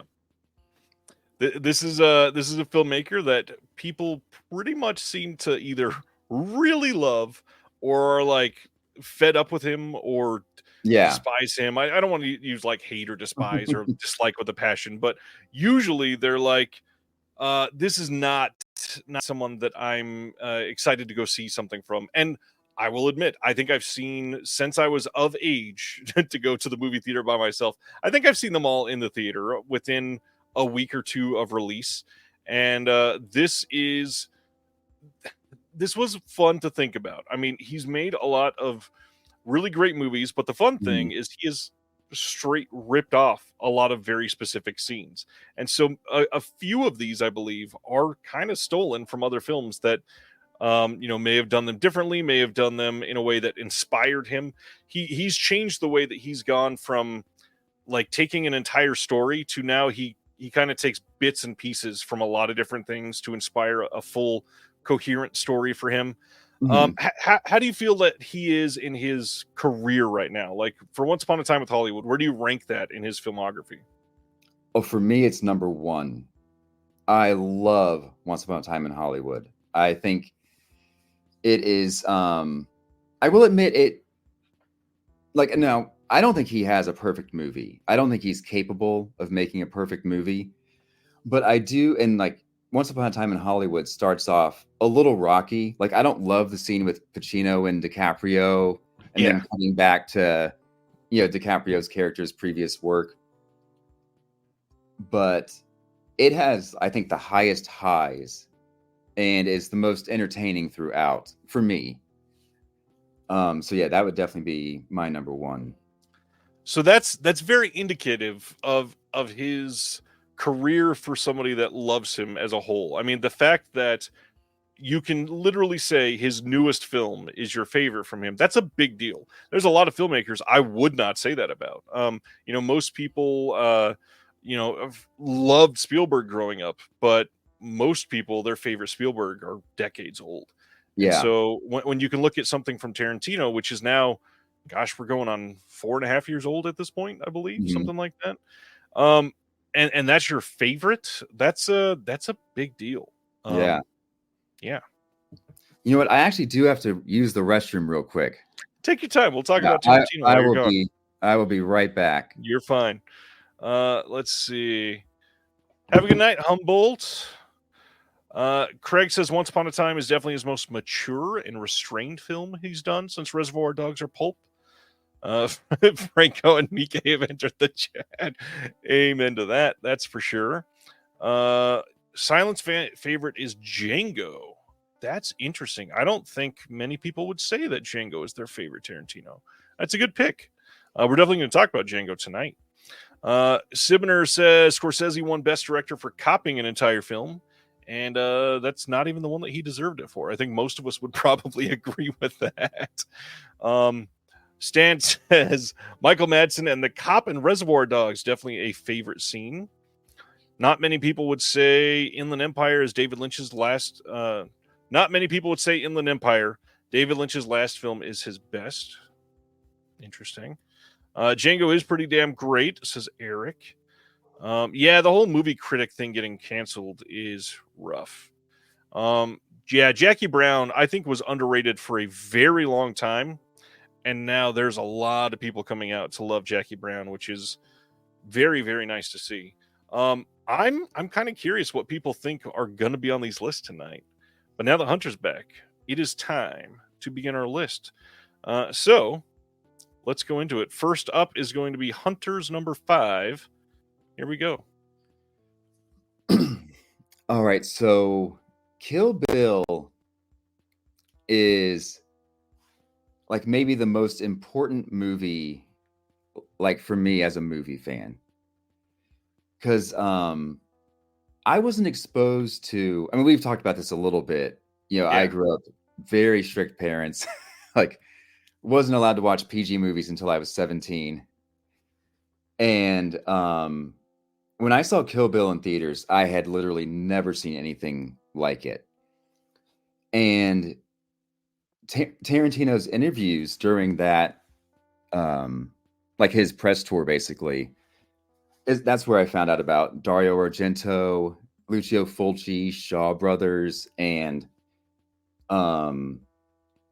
it was just like a huge time for me as a movie fan. Yeah. And this fight scene in particular, I really loved. I love action scenes that don't have music. And this one does have sound effects, but the rest of the action has a lot of music. But I just love the way this scene is shot and edited. And it was just so different from anything he had done previously. This scene is glorious. I love this scene. This is we had talked about before we went live, if there was any crossover. This is probably the only one that if I had not seen your list, we probably would have crossed over on this one. Because I think in the first Kill Bill, this is easily the most memorable thing that I look forward to when I'm watching the movie again, is this scene specifically, just because it's so damn fun. Shot really well. It's exciting. It's really well choreographed. It's one of those things like you get done and you go, that was a good fight. I'm glad that they filmed it like that. Yeah, I like this one. All right. My number 5 is this one, which is also from a Kill Bill film. This is the opening of Kill Bill Volume 2, and this is where we get a Black Mamba hidden in the briefcase full of money, and Michael Madsen's character is taking off some of the money, and the Black Mamba strikes him like 3 times in the face, I believe, and he starts to die, and Daryl Hannah, being just ruthless, takes out a spiral-bound little notebook and reads fun facts about snakes to him as he's passing away. And it's so cruel. And it's just amazing. The best thing about this, I think, is that Beatrix Kiddo's code name in the whole Snakes clan is Black Mamba. And so this is her metaphorical way of taking out Michael Madsen. And what's crazy is we don't know if Daryl Hannah survived this scene. And if you look at when Beatrix is crossing off all the names in the notebook, Daryl Hannah's character is left with a question mark next to it because she doesn't know at that time if she died or not. But one of the main reasons I like this scene is this is the first time a film that I knew of was filmed close to my hometown. This one scene was filmed in my hometown in tiny little Barstow, California. And they filmed this, I believe, mostly at night. And all of the light that you see pouring in through the windows are artificial lights that were freaking huge and lit up an entire desert mountain as they were filming this, because the desert is so goddamn hot that they wanted to do this at the best possible time of day, which was literally like 1 o'clock in the morning. And this scene is kind of brutal for these films. It's It's violent. It's shocking. It's the biggest thing is it's just sadistic, and Yeah. he leans into that. And I'm going to talk about that in another one of my favorite scenes. But yeah, this one is exciting. Caught me off guard. I really like this scene in Kill Bill Volume 2. All right, going to your number 4. All right, now there are only 2 Tarantino screenplays that I've read before seeing the movie. One of them is Inglourious Bastards, and the other one is Django Unchained. And when I read Django Unchained, I thought it would be Tarantino's worst movie. And it's funny, Tarantino actually talks about the Calvin Candy character, and he cast, DiCaprio in the role, and he like looked at the character on the page and was just like, I don't know why DiCaprio wants this. This is Right. He thought it was the worst character he had ever written. And he really credits DiCaprio with bringing so much, to this character. And this scene just blew me away. Like, DiCaprio's acting is just amazing. And I think, did he do this in Wolf of Wall Street back to back? Yes. Yeah, like within 6 months, I think both were filmed. Yeah, and I think these are just those are two of his best performances. And yeah, and it's mostly just the performances in this scene, and the dialogue is also amazing. But yeah, this scene has always really stuck with me. This scene's amazing. And then, of course, by now it's almost as bad as the Lord of the Rings kicking of the helmet scene. But just in case you did not know, the whole breaking of the glass, he did not know that was going to happen. Actually cut his fingers and just kept acting through it. And it ended up to be the shot that they used because it was so perfect. And this movie, takes Leonardo DiCaprio to a completely different level with what he was going to do with Tarantino. But the bigger thing, Christoph Waltz in this movie, this was his second one with Tarantino, and the way like he grew as an actor very quickly. Christoph is amazing in this movie. Yeah, I this movie's really good. I haven't watched it in a long time. I need to rewatch this one. All right, my number 4 then. I don't remember which order I did mine in. Oh, so this one, Pulp Fiction, the scene where Jules accidentally kills Marvin in the back seat. This is the scene that I think made me love Pulp Fiction, because up to this point, like it's good, it's fun, it's interesting, and then all of a sudden, Tarantino's like, yeah, you're not going to necessarily see what's coming for me in any of these things. And the whole movie changes with this moment. It goes from silly to like, holy shit, everything is stressful. What am I going to do? We didn't need to kill him. And there's blood everywhere. And then he takes that to a comedic level in a couple scenes. And then, Sibner, I misspoke. I'm sorry. Yes, Vincent. I was staring at Jules. Gosh. Samuel L. Jackson is filling my eyes. Yes, it was Vincent.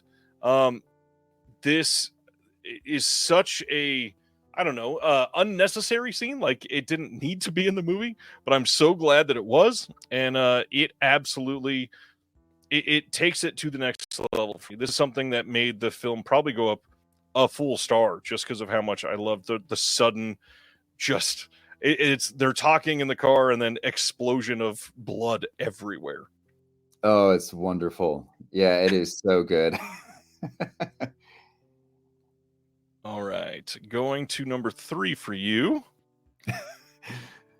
All right, so this is a very short moment in the movie. This is just, I think at this point, yeah, they're going to Max Cherry's office, and I think Jackie Brown is there.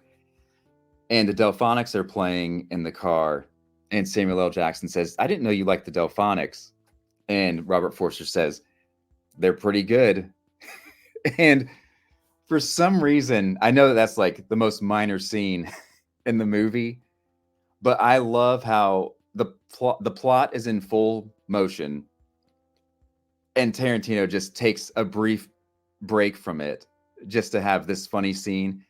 And I also just love the way Tarantino uses music in general, but the way he uses this song and what it means Yeah. to how Max Cherry feels about Jackie Brown, like knowing that they show him, he goes to a record store. No, he goes to buy the cassette of the song, and he's just always thinking about her, and he's always listening to this song.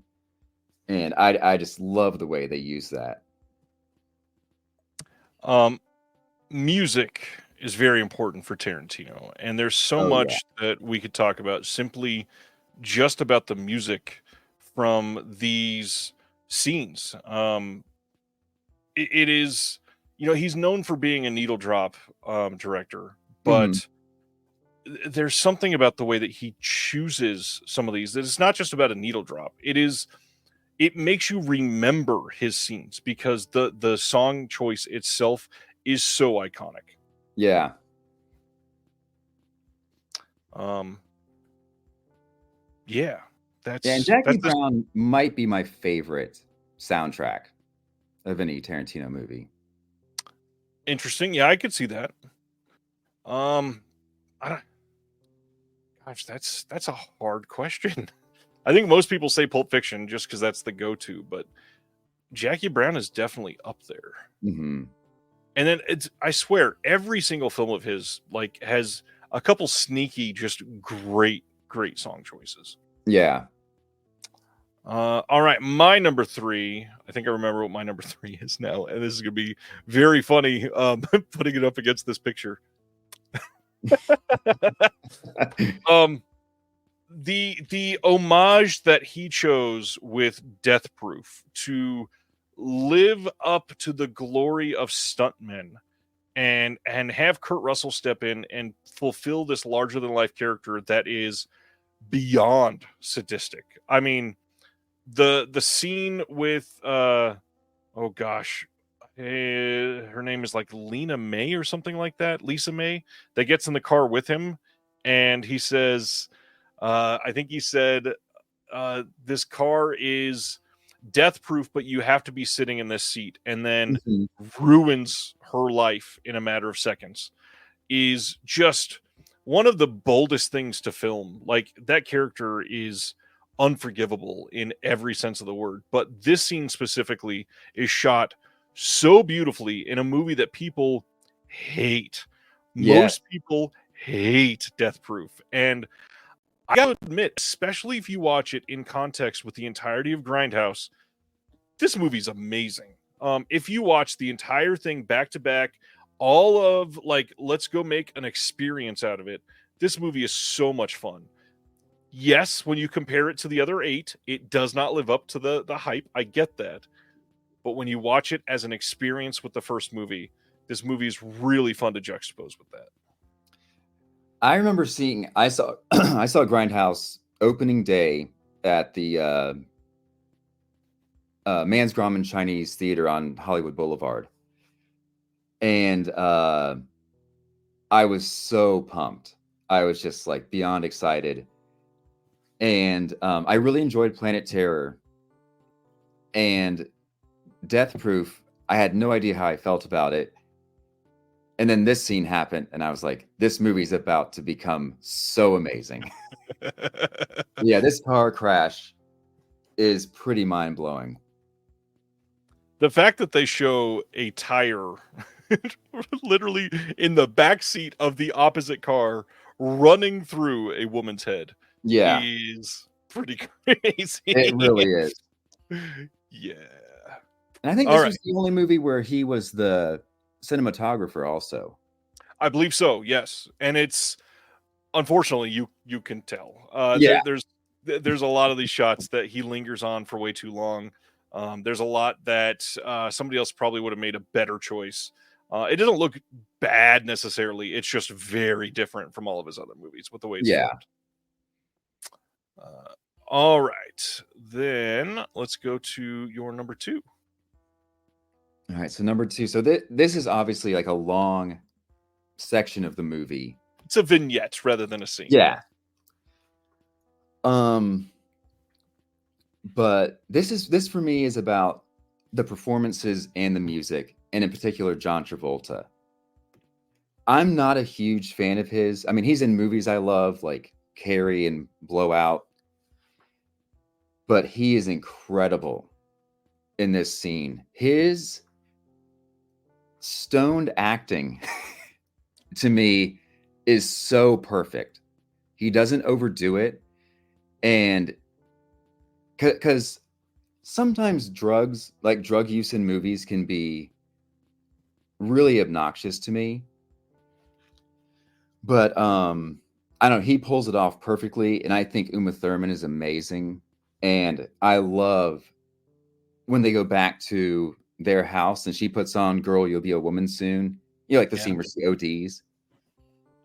I don't know, for some reason that scene just really stuck out to me. Just the way, and it's his use of music. Like, you'll never forget that scene because of how perfectly it pairs with the music. This is one of those things where, because it's broken up into these vignettes of sorts in this movie, there's different tones all throughout, and the characters, the music, the writing, there's so much that works just so great in this. And you can tell why it won the Palme d'Or. You can tell why it got so many Oscar noms. You can tell why it, brought his career back to life for our buddy on the screen here. It's the reason that Samuel L. Jackson turned into a superstar. It's the reason that so many people just had everything happen for them following this movie, and it's done really well. It's just not his my favorite of his, and that seems to be the case for a lot of people now, which is great. Yeah. All right, my number 2 then is, what is my number 2? So I adore Once Upon a Time in Hollywood. Like I said, it is my favorite of his as well. And the main thing that threw me over the edge of this was, in the theater, the Spawn Ranch scene itself is so debilitating in its tension. If you are watching this, you are thinking that everything is about to go wrong for Brad Pitt, and it is about to be another Tarantino bloodbath. It's going to be something god awful, and then it's fucking Bruce Dern sleeping, and that's amazing. But the way that he films this scene, the music, the slow march from inside this like horseshoe shaped corral of an area that he ends up in the farthest section where you're the most vulnerable, no escape, and you have to go deep into this house. Every single time Brad Pitt takes a step, like, everything gets ratcheted up another level. And it was already high from everything happening right before this. And something about the way that he wrote this scene worked so perfectly. I am just eager for Quentin Tarantino to get enough from this and go, let's make like a full-blown drama-focused thriller movie. Like, I could see him doing something really great just as a modern, like, I don't like a heist thriller, but not as like a comedic heist, which we've gotten many, many of, but do something like that where people are put into tense situations over and over and over again. And the other big thing I want to point out too is the films that were, the scenes that were filmed in the Spawn Ranch scenes are filled with some of the best actors from the last 5 years. And if you go back and watch this in 2024, you go, I didn't realize when I was watching this who was in this. You have Sydney Sweeney. You have Margaret Qualley. Margaret Qualley. You've got the guy that played Elvis that I never remember his name for. Austin Butler. Austin Butler, that's his name. Yes, he was the guy in the horse that Brad Pitt calls Tex. There are, like, every female that you see. I mean, one of them was just in Mikey. Is her last name Rodriguez? The one that was just in Nora with Sean Baker that just won the Palme d'Or. Like, you are just filming everybody in one scene that is amazing. Yeah, Fanning is in that scene too. Everybody. There's even Lena Dunham is in that scene, but she's not one of the greatest from the last 5 years. I'll leave her out. But it's just it's astonishing that he has, like, first off, he has everybody lining up to work with him, but not only Yeah. that, the eye to choose the biggest people that are about to hit really hard. And Sydney Sweeney didn't get famous from being in Once Upon a Time in Hollywood. Obviously, she's barely in Right. it, but you've got Kevin Smith's daughter in this scene. You've got Maya Hawke in this scene. You've got all these people that are just the next generation. And somehow he just handpicked all of them and put them in the scene, and then took Brad Pitt, who was the it man for 25 years, and made us all feel like he was about to be killed. Yeah. Every scene at Spawn Ranch in this movie is amazing, but the tense scene is one of his best pieces of cinema ever.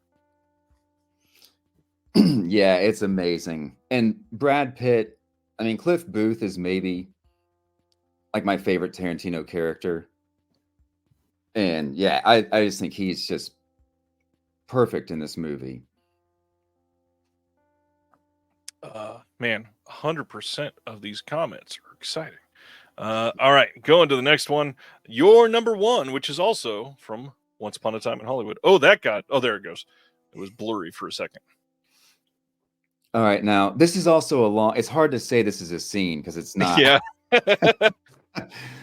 But everything on the Lancer set to me is just absolutely perfect. I think I love Leo showing up, hungover, and then meeting with the director who's telling him that he's going to be dressed like a hippie. And we know that Leo, his character, can't stand hippies. and he asks, like, if I'm wearing this junk, how's the audience going to know it's me? And the director says, I hope they don't know it's you. Right. And Leo's character is so fragile. Like, him being told this is like probably devastating for him. And then there's the scene with the little girl and it building up to, of course, obviously he forgets his lines. Yeah. He has the freak out moment in the trailer, comes back and delivers a great performance. There's just something so satisfying about it. And it's really the only time you kind of root for Rick Dalton because he's kind of a pathetic character. Yep. But that scene with Julia Butters is just mind-blowing to me. And have you seen, I don't know what it was. It was a screening in LA where they had the whole cast on stage. And the moderator asks her a question about working with DiCaprio. And she's just like her character in the movie. Like, she just has so much confidence. She says, well, DiCaprio is a friend and a colleague. And she's this child. And Brad Pitt and Leo are cracking up. Just at the notion that she's like, oh yeah, Leo's my friend and he's a colleague. He's my coworker. What was she in this movie? Like 10 years old, something like that? I don't know. Maybe not even that, like 9. Yeah, she was very young, but yeah, these scenes just work so well for me. I just absolutely love them. Yeah, that was the magic of this film. There's so much that feels like transportational. You are completely taken away to a different time and place, and obviously he's going for that in many of her in many of the scenes. Craig in the comments says he'll be dating her soon. Oh, that's hilarious. Yeah, this movie is just special. I know a lot of people don't love the Bruce Lee scene, but even the way they filmed that, it feels so in the time that they were trying to portray. It's one of the best movies that has just completely time traveled. And yeah, I love this movie. All right, one that I'm surprised we haven't talked about at all tonight, other than this. My number one, I don't know that for me, he will ever be able to top the perfection of the opening of Inglourious Bastards. This opening in the theater blew me away because this is the first time that American audiences, at least, and I think this is the first like big feature Christoph Waltz was in. But Mhm. for this to be the intro to Christoph Waltz and the character that he plays was just so like insufferably sadistic. And the fact that he does not care at all about the people around him displays the hatred and agony in everything that happens in this movie. And from, choosing to drink milk in a stranger's house like a freaking sociopath to tapping on the floor to see if you hear rustling um quietly as they're walking across, the yelling of Shoshana at the end of it. Everything about this is the best tension that I was just talking about in the Spawn Ranch scene, the best Mhm. dialogue that he's written, the best um this is what this scene proves how much he needs a cinematographer, because every single shot is a masterpiece in this And opening. I think this is his best looking movie. I think it Yeah, is gorgeous. I would agree with that. This movie is obviously harrowing, and a lot of people don't love the whole false history of it. But the fact that you choose this to be your first step is one of the best things that you could do to set the tone for the type of movie that we got after this. Because at this point, you are hopeful that they're going to get away, and with how long he gets to get to that point, you feel like you as the audience are going to win. And then unfortunately, it is just one of the most mind-blowingly sadistic way to take them all out, and he does it with no hesitation. um I adore this scene. It's again, it's not my favorite Tarantino as a whole, but this scene specifically is by far, I think it's the epitome of every aspect of his filmmaking. Everything about Christoph Waltz's mannerisms in this, I don't know that anybody could have topped them. He Mhm. was just the perfect actor for this. Yeah. Uh, God, the vein that goes from his cheek to his eye in this film is like one of the best actors in this movie. I don't know how they did it. It's so great. And yeah, I love this. I feel really bad that I didn't pick a scene from Jackie Brown because I love Jackie Brown, but this one, it needed some love, and I'm glad that it's here for sure. Yeah, I love Inglorious Bastards. And I actually do think it's his best script. Like when I read the screenplay before I saw the movie, I remember telling like one of my friends like this is maybe going to be the best movie we'll see, you know, at Right. least this year. Like it's going to be amazing. And some of the cast I'm not crazy about, like Eli Roth. I kind of I'm not crazy about him in the movie, but I do think, I mean, obviously Tarantino takes from other movies. I mean, he says he does. He references movies he takes from in interviews and stuff. You know, Yep. before Once Upon a Time in Hollywood, he programmed an entire month at the New Beverly of movies that influenced that. Yep. So he definitely doesn't hide it, but I do think some of his originality does get overlooked. Like the idea that this is, I mean, he's pitching it as a guys on a mission war movie. And that's definitely what the trailer made it look like. And when I was reading the script and Shoshana was the hero, and it's just like, I mean, obviously she escaped in the opening scene, but like a woman goes on to own a movie theater and use Yeah. film as a weapon. Like that's pretty unique. Yeah. I don't think anybody else would write that. It's that whole the theater scene specifically is another great one.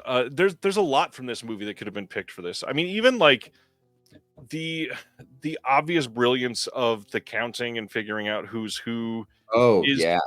an amazing scene. Oh, it's The awesome. the scene where she's literally serving him in the diner or whatever you want to call it. It's a really interesting, really interesting way to set that up. Mhm. This movie is great. yeah, there's a lot that you could nitpick, but I'm a fan of this one, and I love that he ends it literally with Brad Pitt saying, "This might be my masterpiece." It's just the most obvious hat tip to himself ever. I also, one thing that Tarantino does that is like script writing 101, but I think Tarantino does it really well. His setups and payoffs are amazing, and some of them are really unexpected because like the flamethrower. yeah, the flamethrower. And then in this, he's talking to Christoph Waltz, Brad Pitt's character, and he says, like, now when you are at your home on Nantucket Island, what are you going to do with that Nazi uniform? And you know exactly where it's going because of the scene earlier in the movie.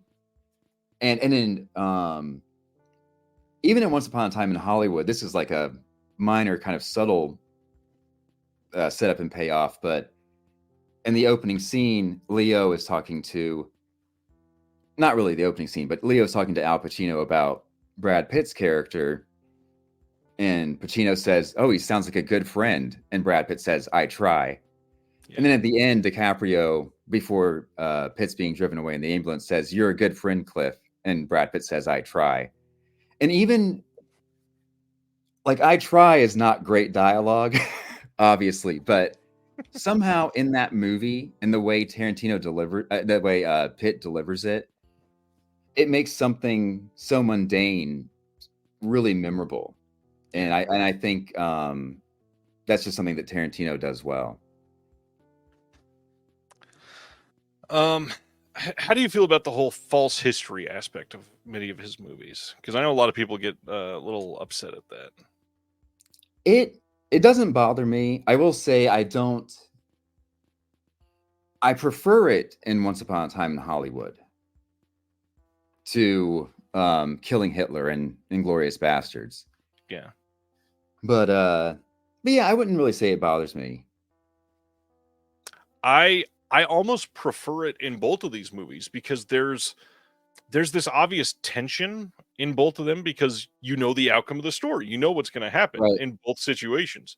But then when he flips it on its head, the fact that you are surprised is a good thing for a moviegoer.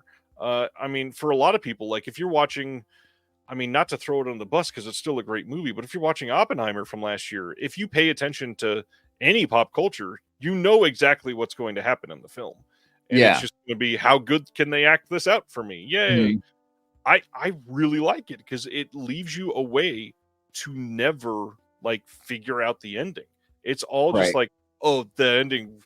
And now everybody's talking about it going home because it's like, I did not see woman fire running into a swimming pool to be the ending of this movie. And here we are.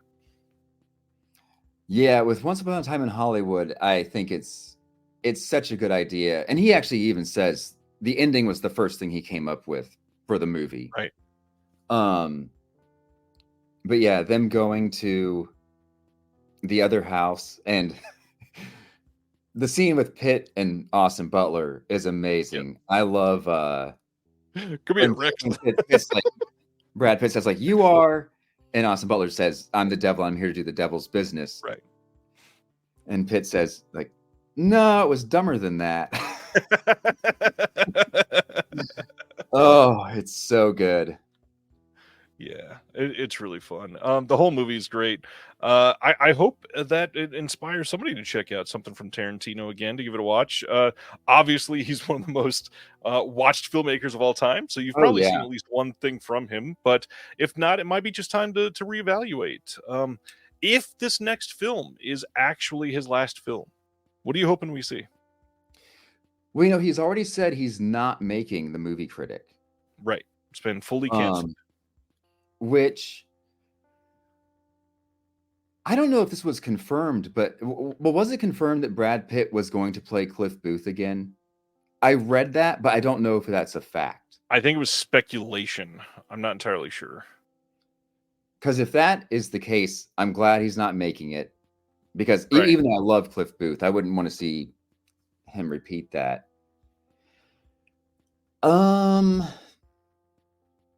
I think it will be his last movie, but I mean, he's talked about he'll do plays, other he'll write mediums. books. Yeah.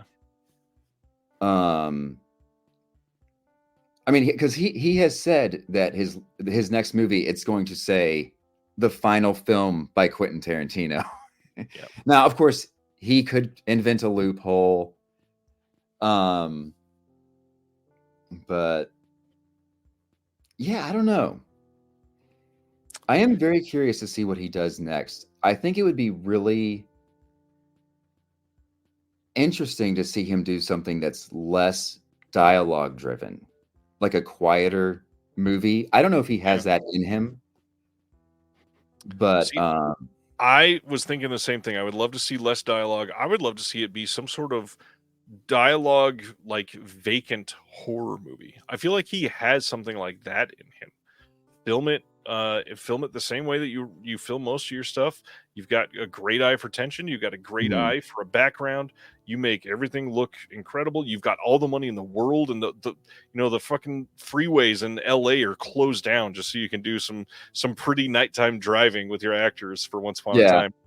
I would love to see one of those things, like just plucked out of nowhere, a full-blown horror movie.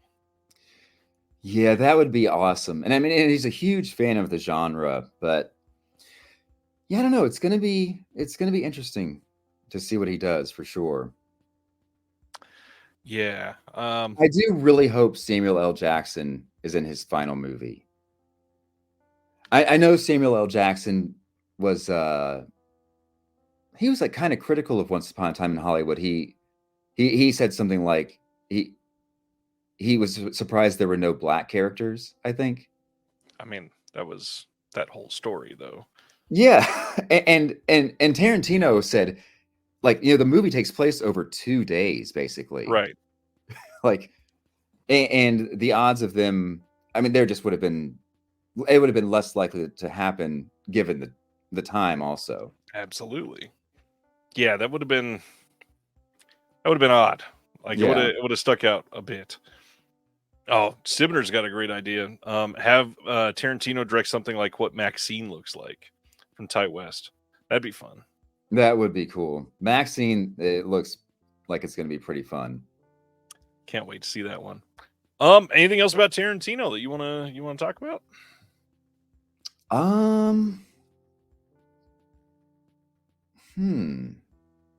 No, I don't think so.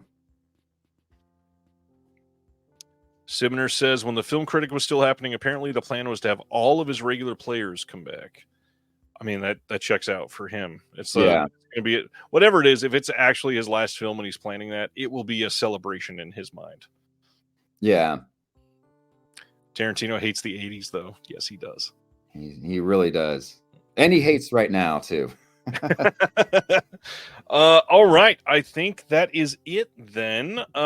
Everybody, please come back next Thursday for the next episode of Reconnected. We're going to have Joel Fisher from Scarecrow Video back with us next Thursday. The next issue of the Physical Media Advocate will be on Amazon this weekend. It will be in stores, like I said, probably a good 10 or 12 days after that. New interview going up on the channel on Monday. I've had to take a couple weeks off because of all of the behind-the-scene disc work that I've been doing at the moment, but back on track, and I'll be putting that up on Monday. Anything going on for you? You want to shout out? Follow Hunter on Letterboxd. His link is in the description below. No, nothing to shout out. All right. Well, on that note, thanks everybody for hanging out, and we will see you next time. Have a good one. Have a good night. Thank you for watching The Disconnected. On the way out, make sure that you are subscribed to the channel, that you've liked the video, and that you've copied the link to be able to share with someone else that may appreciate this.